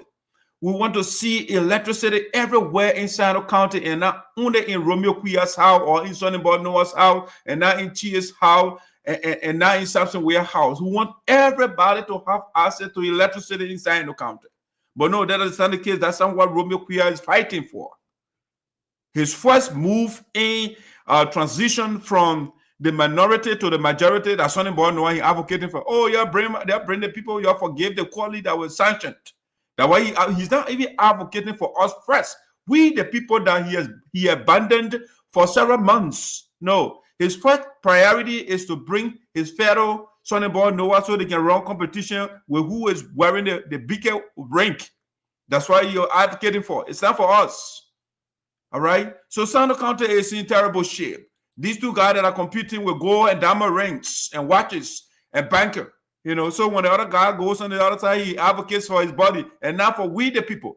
What's about Romeo Quioh? What's about talking for the people of district number 1 that you have banner and you are beyond Kofa? Why Sonnyboy Noah should be the first person on your list? Why? Sonnyboy Noah, we didn't send you there for you to advocate for Sonnyboy Noah. We send you there to the Capitol building to advocate for district. We the people of district number 1. Sonnyboy Noah is there to advocate for the people of district number 3. But he decided to go beyond Kofa. He abandoned the people of district number 3, and he said Kofa is more important than the people that sent him to the Capitol building. That's the problem we have in Sinoe, that we have to, this conundrum that we have to face for the next 6 years. And I wish I can speed up the time so that these guys can be ejected from those offices, because they don't belong there. They are not there for us. No, they are not. They are there for gold watches and gold rings and diamond chain and those things. That's what they are there for. Cheer and say, no, I'll be going to the people. I'll be on Facebook and blog about Kofa. You know, how Kofa is right on the law and the other person is wrong on the law. You know. So guys, let's get to our last talking point here, so we can call it a day, Patrick. Unless somebody got something else to say, but I think if you ask me, the man switched gear because the money is not on his side anymore. Yeah. So before we proceed, let me. While I still have some money calling in my phone as it runs down, let me announce the numbers here for our followers. Your New Year giveaway is still around. $5. For each person, 9 persons today. We are lucky to get about 9 persons, no problem. But if we can get any number of persons today to get your New Year giveaway, we will highly appreciate that. So the numbers to call: 0886 987-436, 0886-987-436, and 0776-784-564. 0886-987-436 and 0776-784-564. While we are discussing, we are continuing our discussion. You can call these numbers, and the first 9 callers or any of the first few callers that will come on, you have $5 for your data for following us as a New Year giveaway from VOSD. To the kind courtesy of the CEO, Doug Sayapode, ESOTERIC, and the Deputy CEO, Ronald Freeman. Thank you. Yeah, Patrick, what you do, the numbers, if you can pin it down below, and I'll also put it on the screen. Yeah. Patrick, you heard me? Yeah, I got you. I'm writing it right now. Okay. All right, Sam, do you have something to say about the Romeo Quioh defection? Otherwise, we can go to our last talking point and call it a day. I think I said it. Okay, good. All right. So now I want us to leave Liberia and come to the United States of America. Let's talk about a community organization here called the United Support Association in Americas. This organization has been under the leadership, tutelage of Madam Francess Clarke Myers for several years now. And when she took over the second term, she earmarked a signature project that she wants to complete before she leaves office, which was a hospital project in Sinoe County. All right. This project has been in the pipeline for a little bit, but the president, she is getting to the end of a second term. And we are hearing information about this project and then the GPS of Sinoe County. We want to flag practically everything that's that's what I told you guys from the beginning. If you want to know anything about Sinoe County, both in the United States or out of the country, and Liberia, you can't avoid the Sinoe, right? So we want to flag today the signature project of Madam Francess Clarke Myers. Patrick, congratulations for coming back to life. The manpower finally came on. So the project, we say USAA project. Who should we blame, or who should be blamed? President Myers or country representative or country reps? All right. So the president earmarked a hospital project in Sinoe County, and the people deliberated and decided to undertake the project in a town, or in the context of Liberia, a city called Peloquin in Sinoe County. All right. And so a team was set up. There was a country director called Professor Richard Pantoe. Pantoe is the country director that's spearheading everything on the ground with his people that work with him. And so I mean, I'm not going to go into all the details of the project, but as far as I know, because I was part of the administration, and the total cost of that project is around plus or minus 128 or 29,000 United States dollars. That was the amount earmarked for that project. And according to the project implementation stipulations, the project will be divided into full segments, right? Or if you like, 4 phases. So you got phase 1, phase 2, phase 3, and up to 4. So phase 1 has to do with the foundation and everything else. So for that, an amount. Let me see, Patrick, are you settled now? Or you still getting settled? Let Patrick get settled. I'll bring the guy back. But let me lay the basis for this the project here. All right. So, Francess Clarke Myers and I think she went to work selecting the liaison and the different teams. As a matter of fact, she opened an office back in Liberia, for her to coordinate with people on the ground. Since they are on the ground, they know what is going on in Liberia. All right. So now the project, I mean, my panel is just moving back and forth here. So guys, if you're ready, let me know. I'll watch you backstage. All right. So the project, again, was spearheaded by Professor Richard Pantoe in Liberia, his officer. They've got the Vasco and the other guys. They divided the implementation. They selected people from every the 6 sections of the Sapo ethnic group, to be represented. Okay, they got all those people. So now Patrick's still moving around. So Sen is settled. When he's settled down, I will bring it on. All right, Patrick, you settled down now? You good? All right, good. All right, you're moving up and down. That's why. All right. So now, the information we are hearing, the project is not going the way it was planned. All right. There are a lot of glitches along the way. So at least the platform, we decided to see who should be blamed for the way the project we are hearing again. The project is not going as planned. It's not going as planned. The foundation, the contractor went to, they went through all the little details about the project, and the contractors, the company is called God Willing. Okay, that's the contractor. That's the company. The contractor, God Willing. Okay, the God that is willing now, the guy is not willing anymore. Okay, so we don't know what happened to God. God has decided to change his mind. But anyway. So the phase 1 of the project was sent, which was 30,000 United States dollars was sent. And so the company, God Willing, was willing at the time. So they accepted, giving all the different challenges in the country, they look at everything, and they said they could do the project for USAA. They accepted.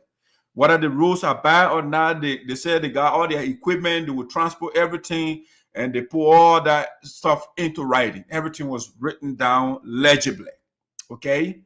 Now, to find out along the way, okay, so when they did the contract stipulations, they talk about how many blacks will come from a cement bed, right? So around 17 blacks or 18 max per cement bed. That was the stipulation.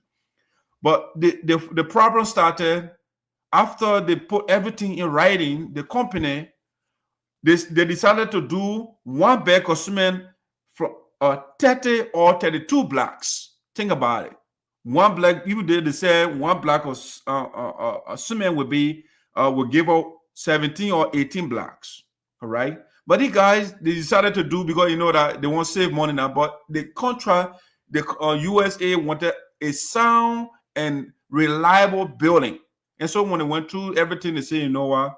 We want 1 black or 1 bag of cement to produce 17 or 18 blocks. Okay, that was the agreement. The company agreed at the time. But along the way, they started doing one cement bed, 30 or 32 blocks. So there was a concern by the leadership of Madam Francess Clarke said, no, that is not the arrangement we made. How come you are giving us 32 blocks per bed when we agree 17 blocks per bed? All right, that was one issue. Now, they did not listen to the administration. And so they started laying the foundation. And because they're taking one bag of cement, they're taking 30 or 30 plus bag or blocks from there. So the foundation they were laying is not structurally sound. All right? It's not sound. So issues start coming along the way. When it rains, the foundation start crumbling. All right? So Madam Francess Clarke and her team said, no, something is wrong here. They contacted the contract director. They said, what is going on the ground? As a matter of fact, along the way, the company started complaining that, the roads are bad and USAA should face all the roads, that should face the bridges before they can transport the thing. Okay, we already agreed that you're going to undertake the project, considering all the variables, and you say you can implement the project for us. How is it that we signed all the document, you started working on the foundation, and you are now saying USAA should build bridges and all those things before you can start to do your work because the roads are bad? And the company does not even have their own vehicle. They were taking the supplies, the material, and putting it on motorbikes. Think about it. All right. So things started going worse for the USAA project. Patrick, are you okay there? You're moving back and forth, man. Yeah. So that's how, the whole project right now, the $30,000 that USAA sent to God willing said, because they agree again, after each phase, USAA will send their inspectors. They will make sure that they are certified with that stage, and then they will begin phase 2. Okay, they will begin phase 2. But the guys were in the middle of phase 1. They have not even completed it yet. They start to ask for phase 2 money. So US said, no, that is not the contract stipulation here. We told you after each phase, we'll send our representatives so that they can assess the project before we can start. When we agree with the quality of the work, then we can start phase 2. When USAA said that, they got angry. As a matter of fact, they carried their equipment and they put it somewhere that is not safe. As a result, everything damaged. They are saying USAA should pay for the equipment as well. What is God willing company doing here? This is unwillingness on the part of God or God willing company. So now the contract representatives, the people we have on the ground, that if you like, USAA has on the ground to advocate. From what we are hearing, it looks like the representatives of that the guys that are representing USAA on the ground, it looks like they are working in cahoot with this God-willing company. As a matter of fact, the leadership here, they requested to talk to the managers or the management of God-willing, but for some reason, the representatives on the ground, they refuse to give the leaders over here access. As a matter of fact, they provided some numbers to the leadership here. When they call the number for God-willing company, nobody can pick up that phone call. Nobody can return phone call. All right. So right now, USAA hospital project, that's supposed to be a certain level now. Everything's short right now. $30,000 has been put into the project, and we are not getting return on our investment right now. That's why Patrick, you are on the ground. I think you are also following this development. What do you know of this this USAA project? Yeah, so the USAA project, which is failing gradually, it breaks my heart, and but it also affirms the level of deception, corruption, and, you know, and scamming behavior in Liberia. Before I go into the current status, a few things happen, you know, as uncovered by my investigation. A few questions, either in Liberia or in the US, but maybe close to the president, you know, did not do justice to the president, did not give the president, did not open up to the president what she needed to do. I think the president was deceived, or maybe somebody's interest overseeded, you know, or superseded the interest of USAA or the people that they wanted to help. So, and how did the interest interplay first? There comes the interplay of interest into the whole project thing. First, the project was initiated by the USAA. The president decided to give that project to the single people, you know, in appreciation. The support and everything they've been doing. And second, was the highest population. Singon has the largest population of the Sapo people. In fact, Singon is the Nigeria of Africa, or the Nigeria of the Sapo people. It has so many people over there, and the number is so huge. So the Foster project could have been, a smart give back to the community for its support. Now, what happened as to the bidding process? But my understanding also is some of the lead bidders or some of the people who also convinced the president for this project, they have a link to the company that is doing this project.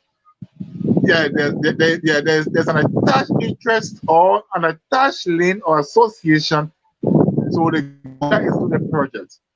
So they got an engineer. They goes with the company.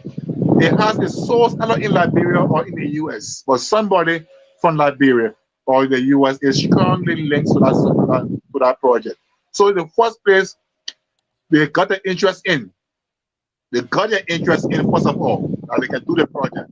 So yes, but the president too, I'm not sure she was aware as to whether this project has a link to somebody close to her or in her cycle.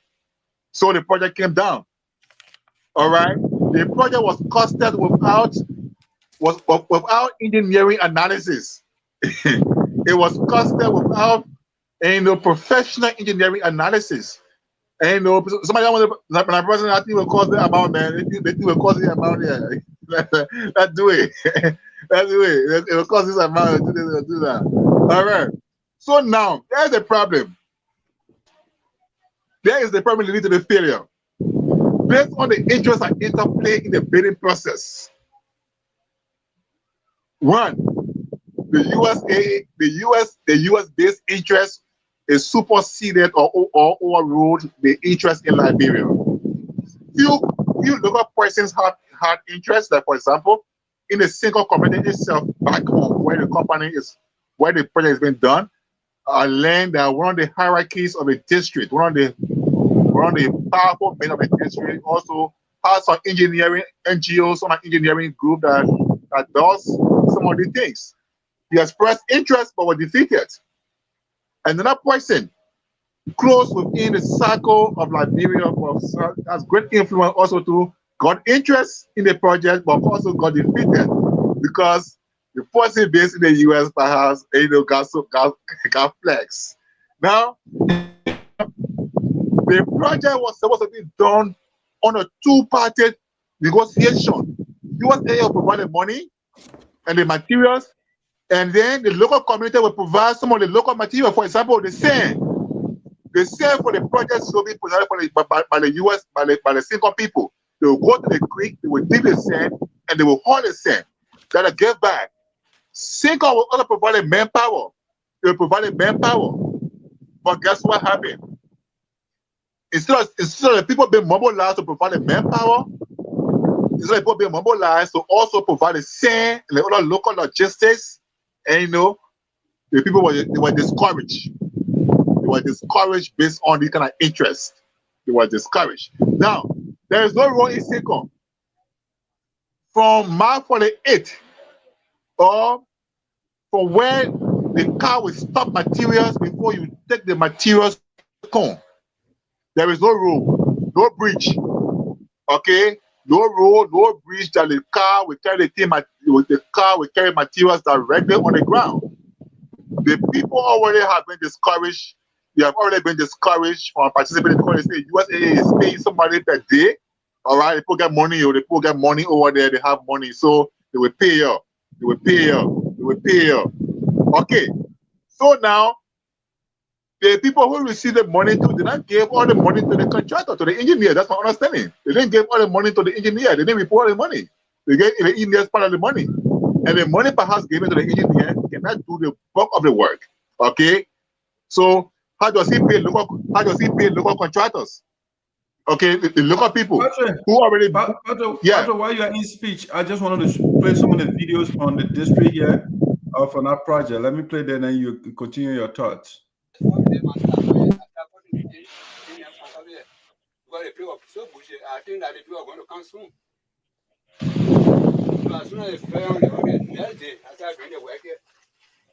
They say, oh, I say, yeah.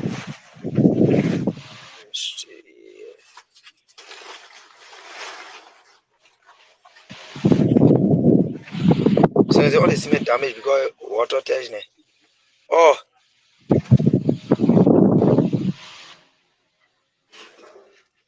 So you can see the cement. All of them damage. There are about 25 bags. Yes, we do counting to confirm that. There's 1, 2, 3, 4, 5, 6, 7, 8, 9, 10, 11, 12, 13, 14, 15, 16, 17, 18, 19, 20. I'm seeing the 20 and a half bag. Yeah, I'm only seeing 20 and a half. You know, the last bag there, that 20 and a half. 20 and a half bag. Bag one of the weeb out there. All right, so that's one video. Let me play the other one. Let me play the next one. Let me see. Let's see what I can get the audio on for this one. Let's see. It's like this.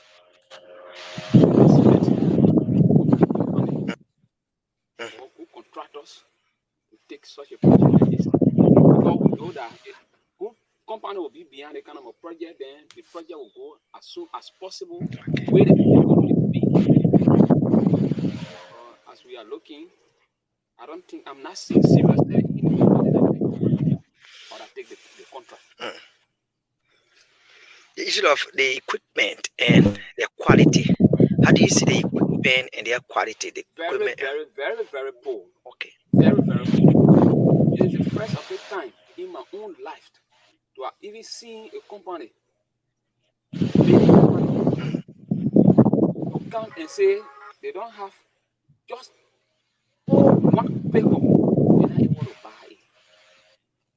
Let's just start like this. The first thing, when they came, the first thing that were transported from Monrovia to town, they even lied to us.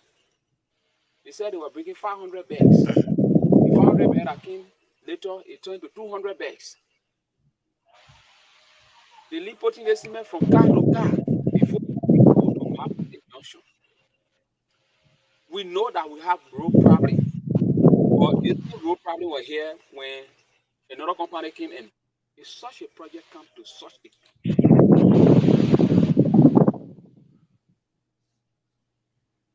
Let me play this live video here and then we. Who is manning this site? Good afternoon, Papi, and welcome. Say your name? Herman B. Pantoe. You're working with the people. How do you see their working? How do you see the working in terms of gathering of the material they're using? How do you see it?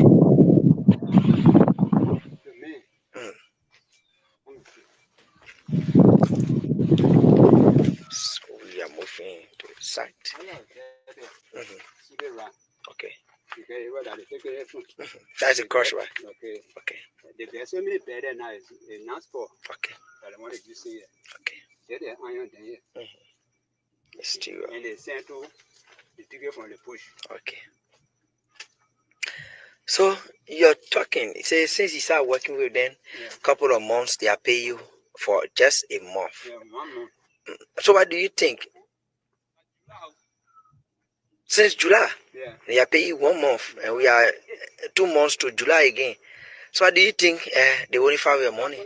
Are you not working properly, or there's some like me understanding? Because they say the people can't, when they can't pay them, and that time they will pay me. Even the poor end up working with them, so they can't pay me, they pay them the railway. Okay. They own the people too. Then you are working every day. Yeah. Every day I working here. Yes. Look at all the state that pay on the horse here. The man want to go from here. I said to tell people, man, want people stay from here. I used to price the player, but I can't get them no $5. So now you are talking. What do you want for the Sapopo in America to do? You are the security and you are working for almost a year now before receiving a down. Yeah. Almost for them to say, man, pay. Okay. And every day I can't do it. Man, one can hear me. Now, so they can't see the water pond here. What the good inside it, I want to watch everything. Okay, thank you so much. So yes, we are here in conversation with you. All right, so Patrick, I just started to play that video so at least we can get a sense of what is going on in the grounds. Well, you can go ahead with your thoughts. Exactly. So you see, so the project should have been dedicated last July. The project should have been dedicated last July. Now, there's a project that should have been dedicated last July. You know, foundation has not been fully laid. So imagine the setback. The foundation has not been fully laid. So when do you start? Now the first $30,000 has gone. Now the USAA will continue our project. The other means that they will source another, they will source another in the budget. They will source another budget, or change a contractor, change the engineers. And, but I think what happened to that project is a death of a dream. They killed the president's dream. They killed her legacy, because at least by this time in August this year, the president thought that, the president thought to herself that when she's turning over, when she's leaving office after 4 years, she will kill, because the president, remember, is a registered nurse. All right, she's a registered nurse.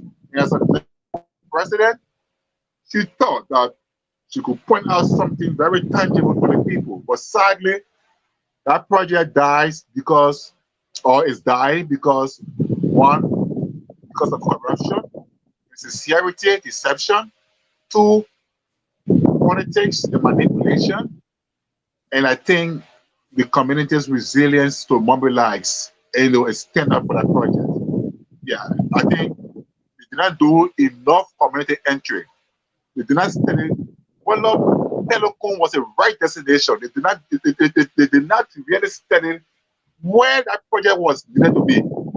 Whether Telecom was a real destination, or Bubadi could be the right place, or Devesta could be the right place, or Mar 48. Yeah, if that project had called Mar 48 by this time, my brother, it finished long time. So they did not do due diligence, a perfect community entry. A perfect community entry or need assessment as to where that project was supposed to really be. And I think that what caused the problem also too. All right. Sam, I know you don't know a lot about this, but do you have any input? Sam is away. So, but this is what I'm going to say for sure, Patrick. You see, the development of Liberia will go a long way, you know, because when people in the diaspora, they are doing their best to help, and then the people on the ground, they don't want to hold their side of the bargain. I mean, it discourages those in the U.S. in the diaspora that are galvanizing, that are organizing their resources to help back home. You know, so when people will play tricks, they will collaborate with companies, and they feel they are negotiating, or even though they are the owner or they're part owner in the business, and they are not telling people the truth, then it discourages the people here from undertaking projects or doing things in Liberia to help our people to improve the lives of the people. You know, it's sad. See, the security guy was talking, oh, I've been watching these things, and USA, I mean, it was not part of the contract stipulation. It was not USA responsibility to pay security people. No. But the guys that lied to the old man and say, oh, the USA is supposed to pay you. Meanwhile, they hired the old man to watch their equipment, you know. So it's sad how people just they do this shady stuff in our country, and nobody, I mean, I shouldn't say nobody, you can't, it's very hard to find honest people, you know. It's hard to find honest people in our country. Even your own people you're working with, some people are doing stuff under the table to kind of dupe you along the way. And that's it's sad. Even some people, when they want to build their house here, they have to go Liberia themselves to be on the ground, because they can't even trust anybody on the ground to say, you know, I can trust the person to continue to do the project for me, you know. And that is not a good thing for the country. Sam, saying you are back, do you have any input as to the project, you know, what is going on? I mean, you don't think the failure of the project will hinder future developments in the country or in other parts of Sinoe, for example?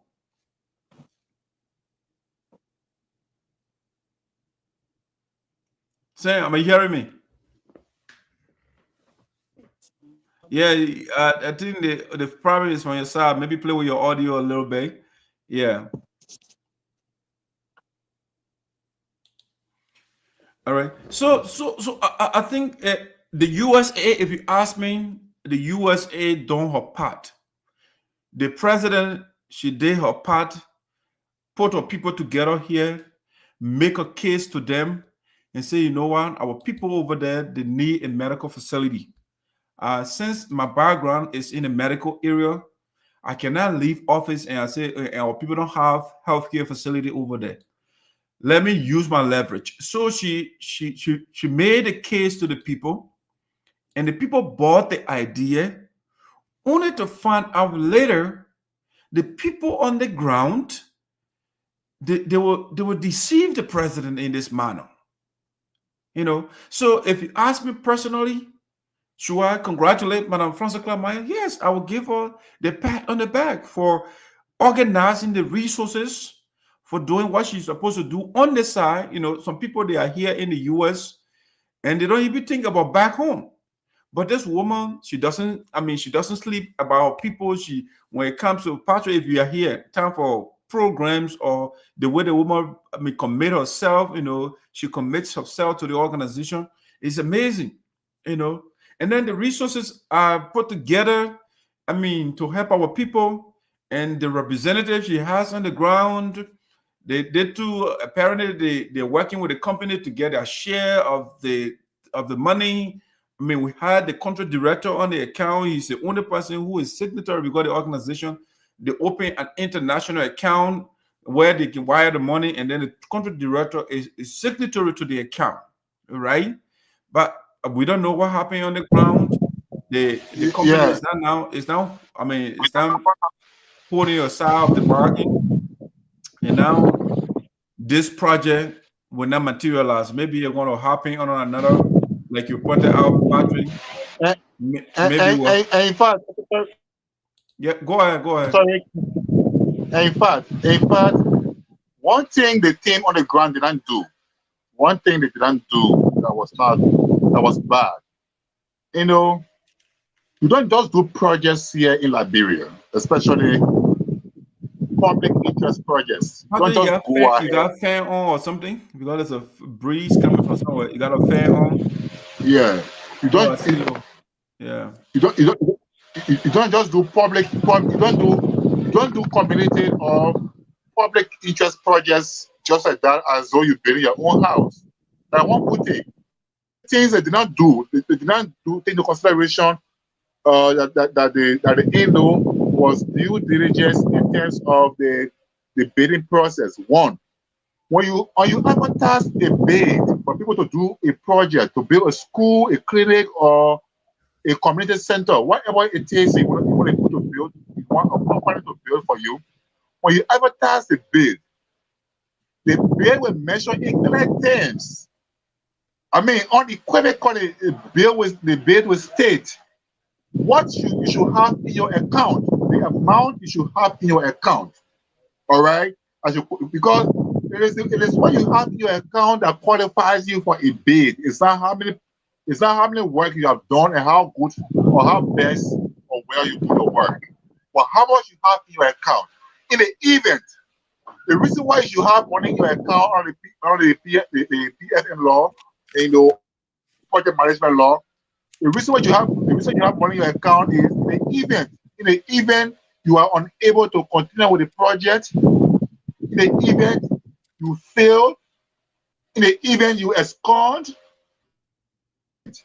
you cannot continue any longer based on unforeseen circumstances or deliberate circumstances or deliberate failure. It is your account, the court will freeze. It is your account, and the court will freeze. Patrick, I'm not cutting you off, but that's a key point you are making, right? And those are things that were in the stipulation. So the USAA, one of the conditions they set up was the company should have at least $30,000 in their account. Like you rightly said, that's a condition that USAA said here. The company that will do the project should have at least 30,000. They also said that it should be legally registered, in Liberia. And I mean, they said that you even send money, for advertisement and all of those things. USAA did all of that you are talking about the Bay, for example. They did all those things. But again, the people on the ground, I mean, Patrick, go ahead. I just wanted to point that out. The USAA, they set out those conditions. Yeah. Okay. So if USAA laid out those conditions, now it behooves the people on the ground who represent the USAA to constantly update USAA. Well, you can now if they give USAA the green light to send the money, it means that allow they verify the account, but whether they did, then USAA should come and tell us too whether they've sent any record, any bank statement to say yes, or the company that we are hiring, there is a bank statement. There is it in black and white. They have 30,000 in the account, or they have more than it, or they have less than it. So if they did that, fine. But if they never did, and they convince USAA to say, okay, the company is good, some of the money, then of course, then we can hold them responsible for some of the failures, for not ensuring that particular part that the USAA put there is the best part of our project implementation. But for now also ensuring that, for now also telling USAA whether that company got the amount the USAA is requesting, and then they allow the people to send the money to them, I think it was not fine. And another thing I gathered was that if this company in question was legally registered or got a capacity in the amount in question, then USAA was supposed to send the money to the account directly, and not to any individual. And not to any individual. So I learned the money was wired to the team in the individual account. They went for the money. No, Patrick. No, what USAA did was they established they opened a special account, right, in Liberia. They call it the international account. So they opened an account, And after everything is cemented with the team on the ground, you know, because USA got a whole team on the ground. So when everything is cemented, the stipulation in the contract, everything is met, then they will wire the money in that account. And that account, it has only the name of the country director, which is Mr. Richard Pantoe, you know. So after everything is sealed, he went in the account and withdrew the money and carry it to the company based on everything else. Right? So they're not just sending the money, they didn't send the money into individual account. They set up a special account for, maybe they call it, you can call it international, you call it project account. So they open an account. So for each phase, it's 25%. Yeah. Who paid the money up? The country director, which is Professor Richard Pantoe. He paid the money up, right? The account. Yeah, he was the only person on the account. Yeah. Okay. So USAA did well. USAA put out USAA I think established stringent measures that were prevented failure or any form of setback. But I think the quality of the company that was brought to USAA, the quality of the work that the company has been doing, I don't know whether they were verified as to the kind of work it does. Is that the company project? Is that one of the company project? That's the company, yeah, the gas station, the God willing company. The company running gas station. Yeah, they got a gas station. Yes. So I think that the president meant well. The president, she's a compassionate leader. She has never slept. In fact, I think it was in 2024 she never came home, but she has always, she had always come home, to see her people, to identify with them. The Ebola time, we saw what she did. The COVID time, again, we saw what she did. And she really wanted to leave a legacy for her people to remember her, as an international nurse and as a leader. But again, the way this work in Liberia and they kind of behavior, they kind of crafty behavior, they kind of corrupt behavior. Today, it makes people to think of Liberia so negative to the extent they can say, I cannot put my money in Liberia. I mean, the money we're looking for in this country is on accounts. It just is laying there in some accounts in Liberia, in America. There, I mean, some accounts when you come across it, you faint. Same thing in that country, I mean, when you see, the accounts, you faint. But they say they will not come here to put anything here. The reason is Patrick, if we were to put blame, because the question is USAA project, who should be blamed?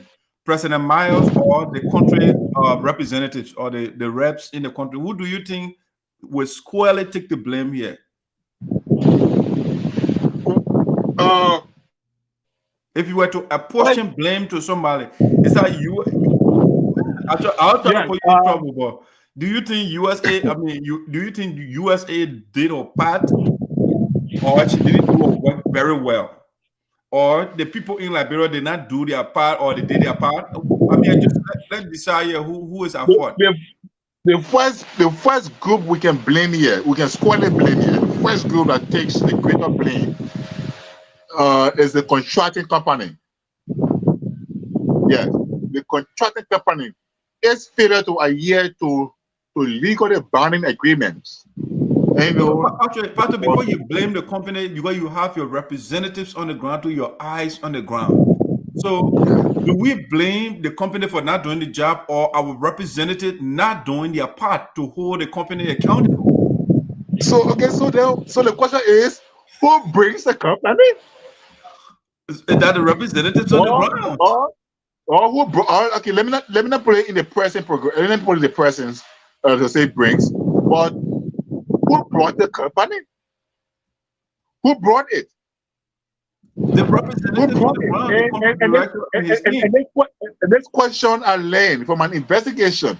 This question can be answered by 3 persons in the US and 2 persons in Liberia. Who are the 3 persons in the U.S.? This question can be answered by 3 persons in the U.S. and 2 persons in Liberia. Who are the 3 persons in the U.S.? Let's start from the U.S. Who are the 3 persons in the U.S.?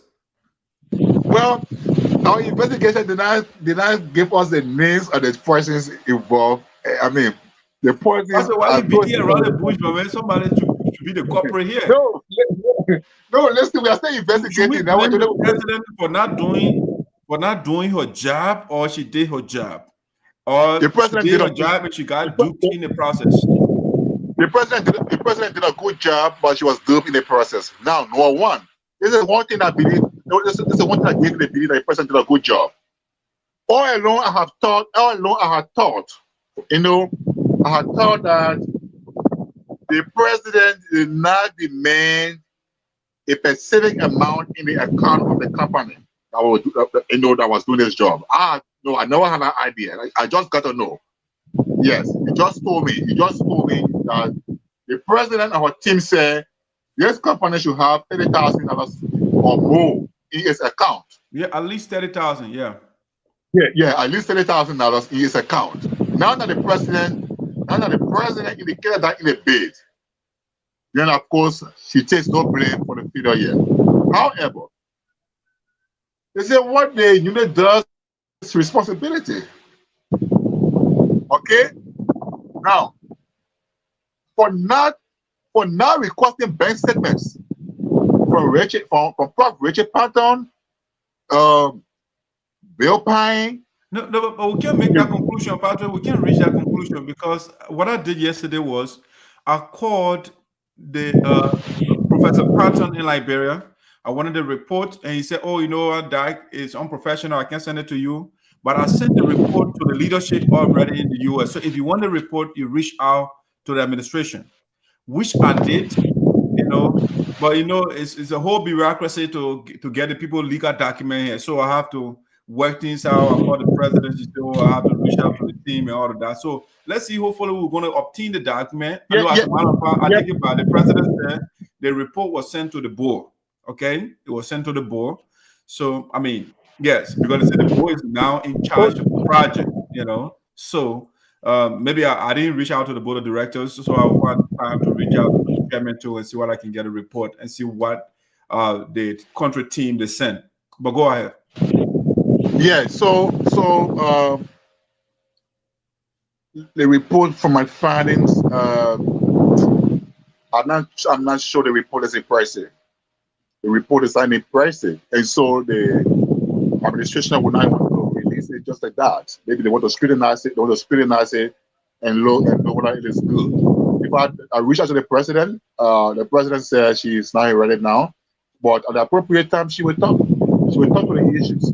I reached out to Mr. Pantoe. Before I first called Bill Pine. Bill said, call the national coordinator, and the director. So I called him this morning. He said he was out of country. He was somewhere. He can't be available. Another time. And so maybe the report said that the team displayed bank statements. Because please check that bid again and see where they call it termination. Termination.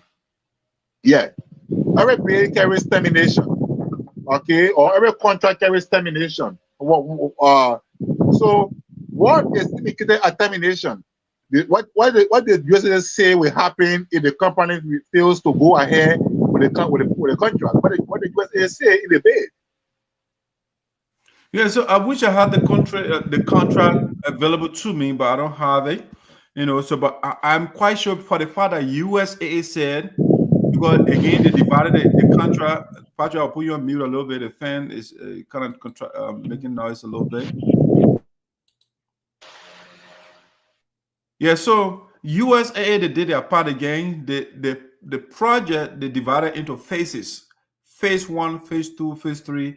And phase 4. So each phase is 25% after each phase is completed, right?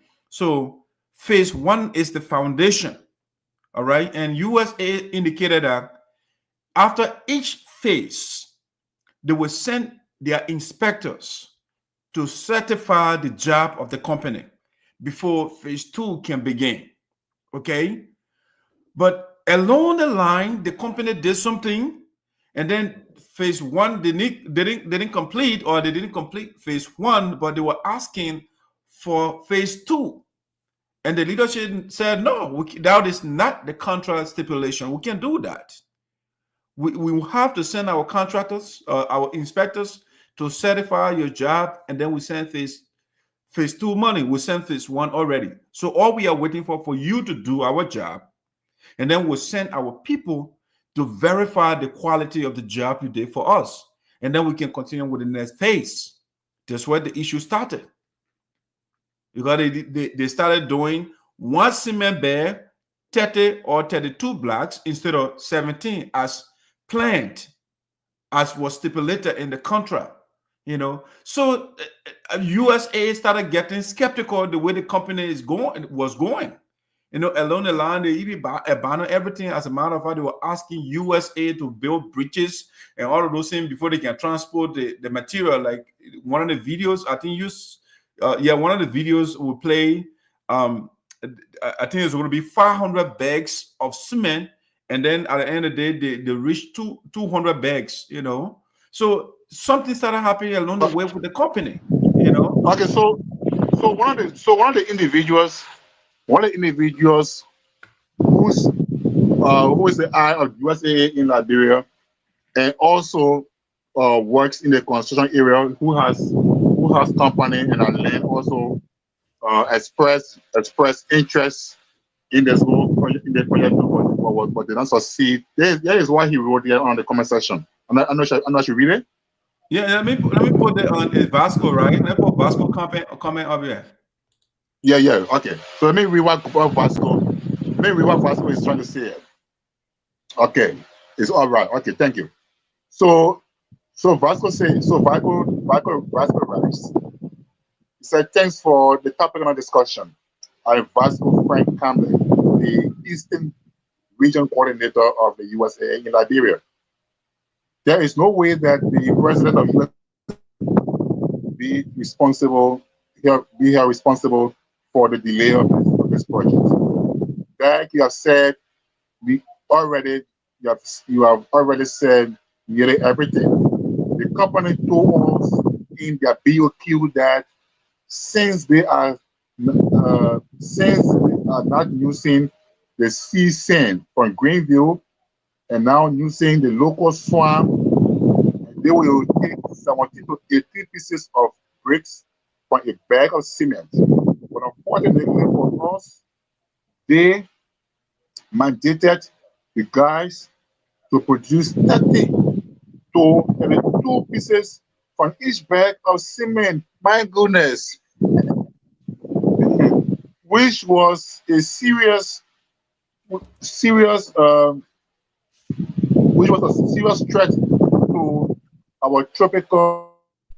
to our hospital. Again, they decided to use the local rock swept between houses and in Pelican after telling us in their BOQ about crushed rock, which are universal standard rock. That I'm pleased to inform the public that our bossman needs to be called on the call waiting company to immediately resume work and make sure to complete the foundation work per our agreement. The president is not responsible for any unqualified work done or delay of the project. So this is why Vasco wrote it. This is why Vasco wrote it. Yeah. Go ahead. What I also got up earlier is that work will resume on the project. Work will resume the project by latest March. So latest March, because the standard duration for project in Liberia, as per the standard, is 3 months. 3 months is standard duration. So maybe before the convention, it's possible the project will finish. Because March, April, May, June, July. Okay, so 5 months. Okay, 5 months to the convention, the project may finish. So let's hope and pray as a lane. It will be starting latest March. Let's see. Let's hope it starts, and by July it completes and it is dedicated. Then when the president is leaving office now, perhaps she'll be proud to say thank you to the Single people and thank you to all the USAA members for a wonderful project. All right, so I want to review Vasco's statement again that you read. Thanks for the topic on the discussion. I am Vasco Frank Camble, the Eastern Region Coordinator of the USAA in Liberia. There is no way that the president of the USAA can be responsible for the delay of this project. Okay, there is no. So, but Patrick, you made a point earlier, right? I don't know whether we can absolve the president totally of blame, because you said whatever the unit does, the commander takes the responsibility. So when Vasco said there is no way, that the president can be responsible, then who is the leader? She is the leader, But let's go ahead. So again, thanks for the topic on discussion. I am Vasco Frank Camble, the Eastern Region Coordinator of the USAA in Liberia. There is no way the president of the USAA can be responsible for the delay of this project. Doc, you have already said nearly everything. The company to us in their BOQ that since they are not using the sea sand from Greenville and now using the local swamp sand, they will take 17 to 18 pieces of blocks from a bag of cement. But unfortunately for us, let's see, somebody commented, unfortunately for us, where am I? They mandated a guide to produce 30 to 32 pieces from each bag of cement, which was a serious threat to our hospital again, and they decided to use this local rock swept between houses in Pelican after telling us in their BOQ about crushed rocks, which are universal standard United States standard rock. Doc, I am pleased to inform the public that our boss man needs to call on the God-willing company to immediately resume work and make sure to complete the foundation work per our agreements. The president is not responsible for any unqualified work done or delayed of the project. Okay, that's what Vasco said here. But again, per leadership, she is in charge, and we cannot just blame the subordinate without implicating the president. So let's look at the viewers that comment. Some of them commenting here. Vasco also said, thanks for that's I think we read the comment already. Let's see the next one that just came in. This one says, point of information, Patrick, I can be a regional coordinator of USAA in Liberia and at the same time undertake a project. What any reaction to that, Patrick?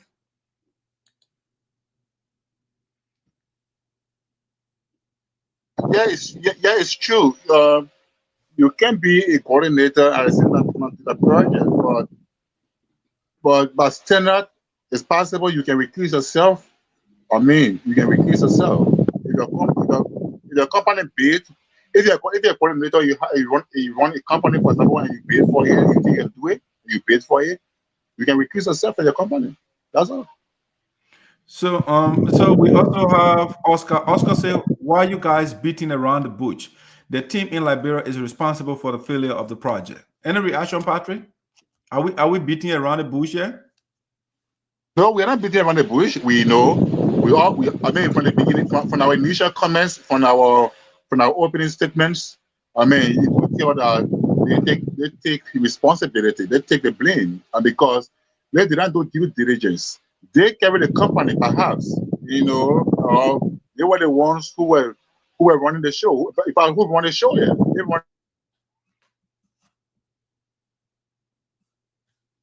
here is the right thing, and they are receiving all the support. They are receiving all the support. So, I mean, why they told USAA is why USAA implemented. And I think if they did not do due diligence, they should take the blame, and they take the blame.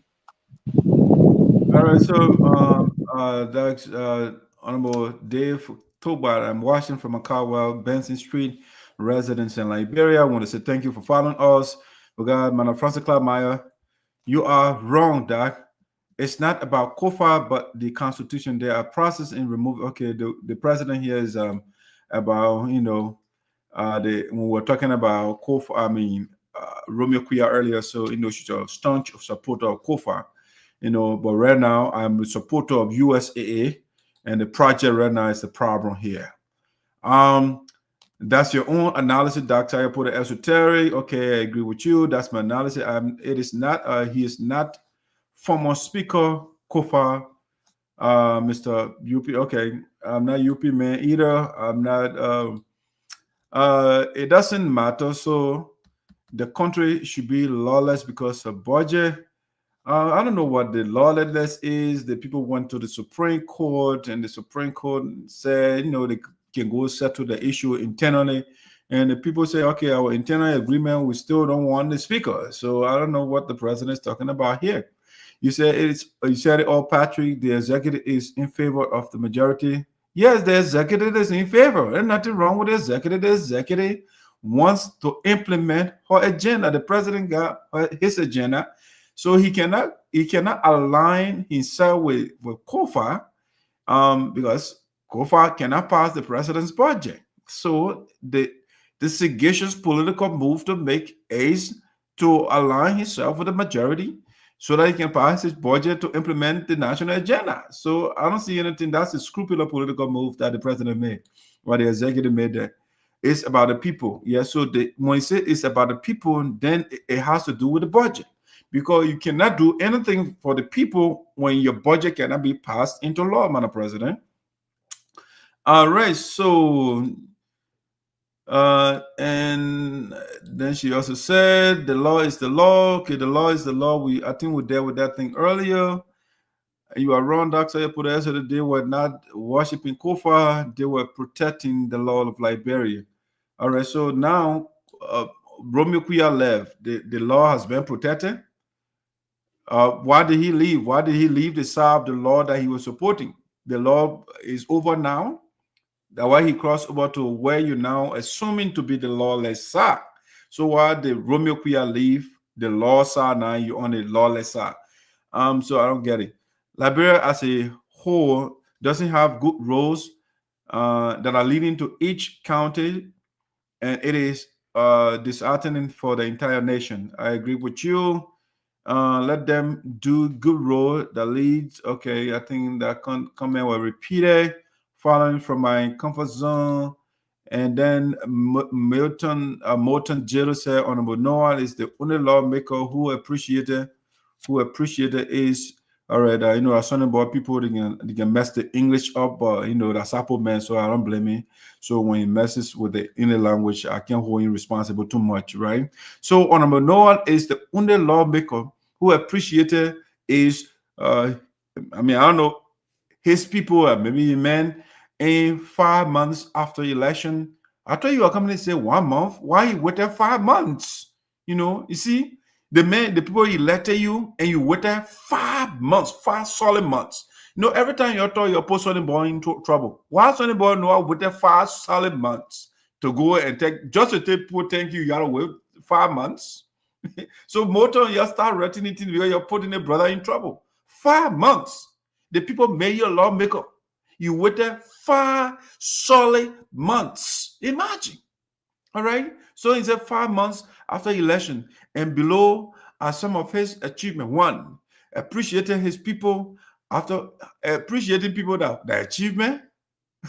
What kind of achievement that when you give me something, I say thank you, the achievement there?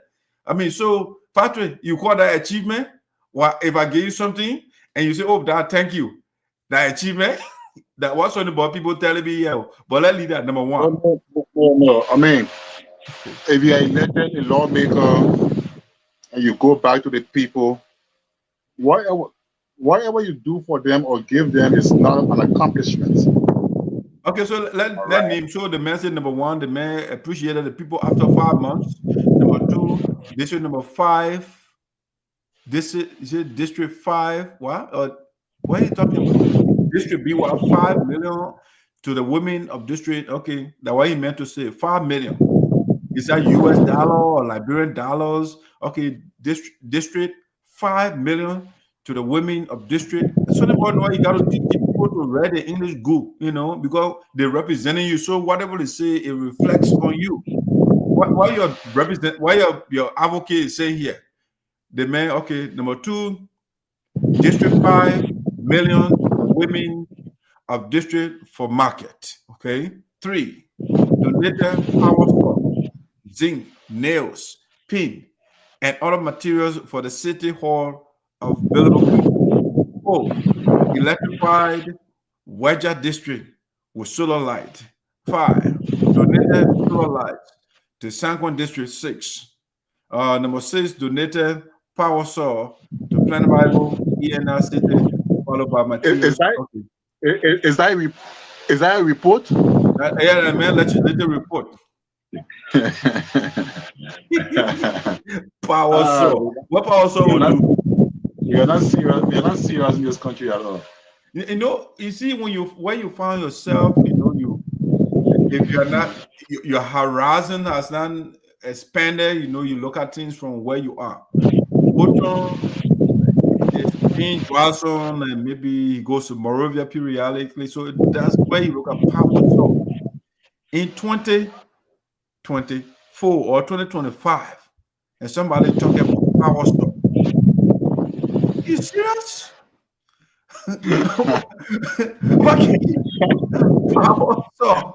And I want to go like your car on the internet and write it in there too. Damn it.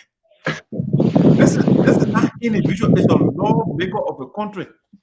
And then his supporters say, oh, Sonnyboy Noah get power saw.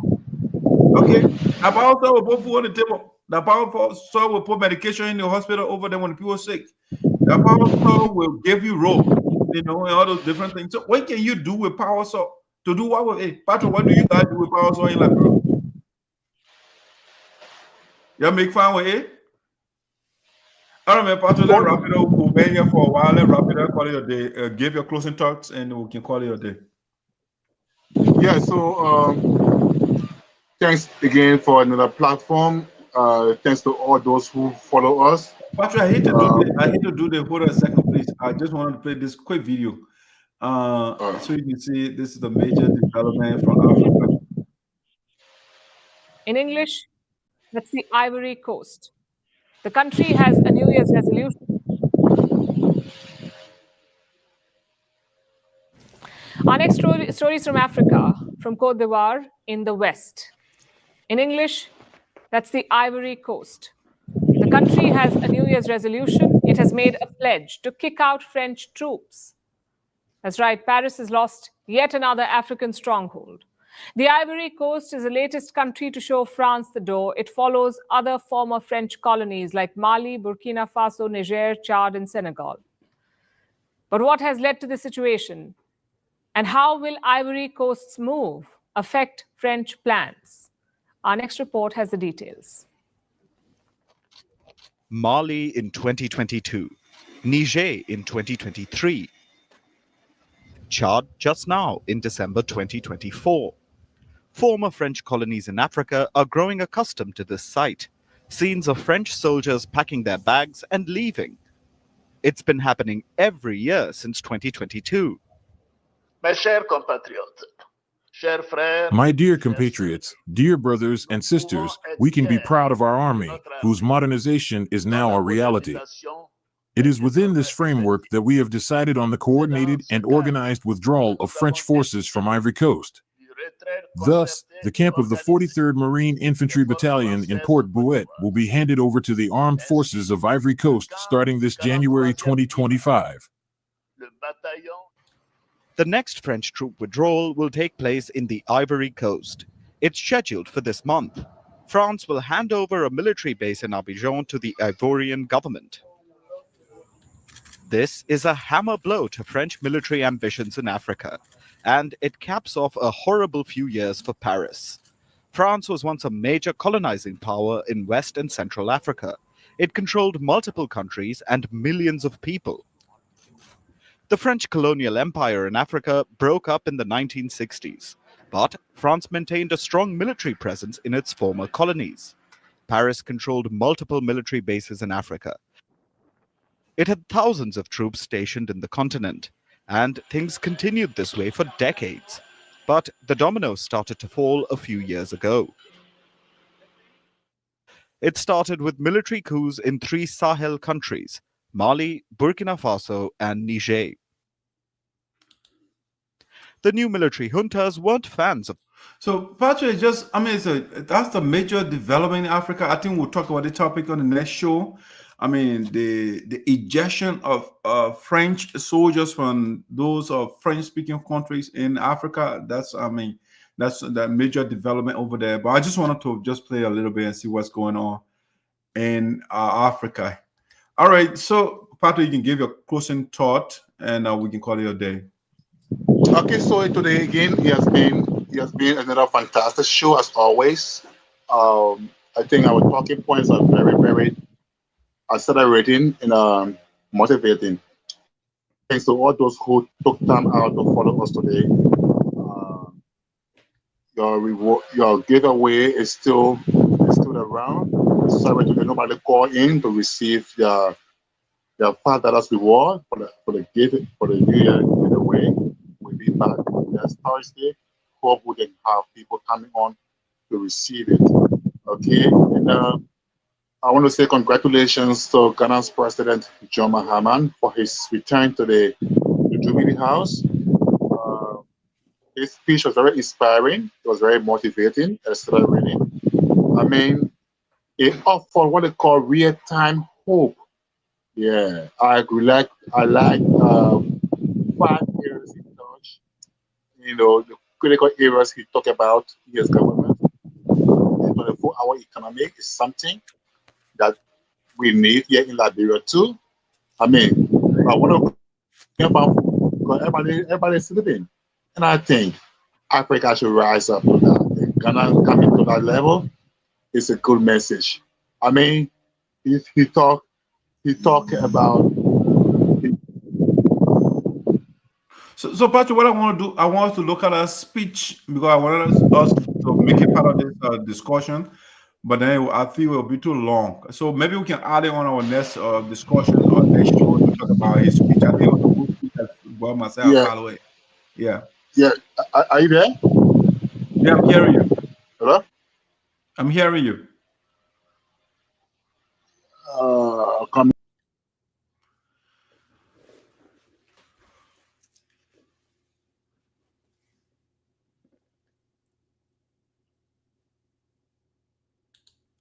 Kicking and you'll come back on. All right, guys, we want to say thank you so much for following A Voice of Sinoe in the diaspora as usual. Your presence here on the platform is highly, highly appreciated. We will be back here again next Thursday, beginning at 12 p.m. Eastern, which will be 5 in Liberia. Yes. Please, as you follow the show, please make sure if you get here, please you share the show for us. We also urge you to subscribe to our YouTube page, and we will really do appreciate that. Our YouTube page is Voice of Sinoe, the diaspora, and don't forget to subscribe to that. We want to say thank you again, all of you. Our lawmaker here, Samson Wiah, I want to say thank you for joining us. Thanks for the work you are doing for our people in Liberia. Mr. Pantoe, I want to say thank you for following us well. Frank Vasco, thanks for your contribution. And Oscar Tuba, thanks for joining us. Thanks for your contribution. Mr. Dave Tuba, thanks for joining us. Madam Francis Myers, I want to say thank you. Let's see here.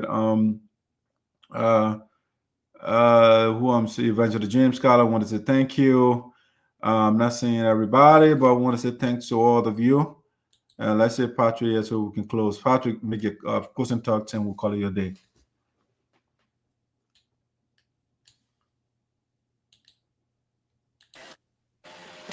Yeah. So close the comment, man. That's what we can call you a day, boss. Okay. So sorry for going off. Yeah. So I think in our next edition we'll look at his speech in details. So let me not go into it. In fact, also today the University of Liberia new president took on. She was a take off. She was a took office. No, today met with the president. Yeah, met with the president today, and I think we are hopeful whether she can cope with students' militancy on campus. We look forward to that. I mean, I want to say to the USAA, take courage, do more, fight back to retain the project, change those who are responsible or fire them, or maybe the contractor change the contractor, or take a legal action against the contractor if they cannot continue, or do whatever you can do to retain the project and ensure it gets on course. Well, that's it for my end. Thanks to all of you who took time out to follow about our friend Sam Walker. He left before down, but CEO and the deputy CEO, as it has up to all of you. Okay, we talk later and we meet tomorrow on Thursday next edition. All right, but thanks a lot, man. Thank you as always. You know, this is the new university building that the woman coming fix. The building, the University of Liberia, how the building it looks right now. So the new president will get that repaired, hopefully. Right now, Liberians cannot take care of that one thing, so we need an American to come, African American lady who married a Liberian to come and run the University of Liberia. All right, so guys, we want to say thank you so much for following Versatile. We see you next week Thursday, and I want to close with the voices of the elders and the ancestors.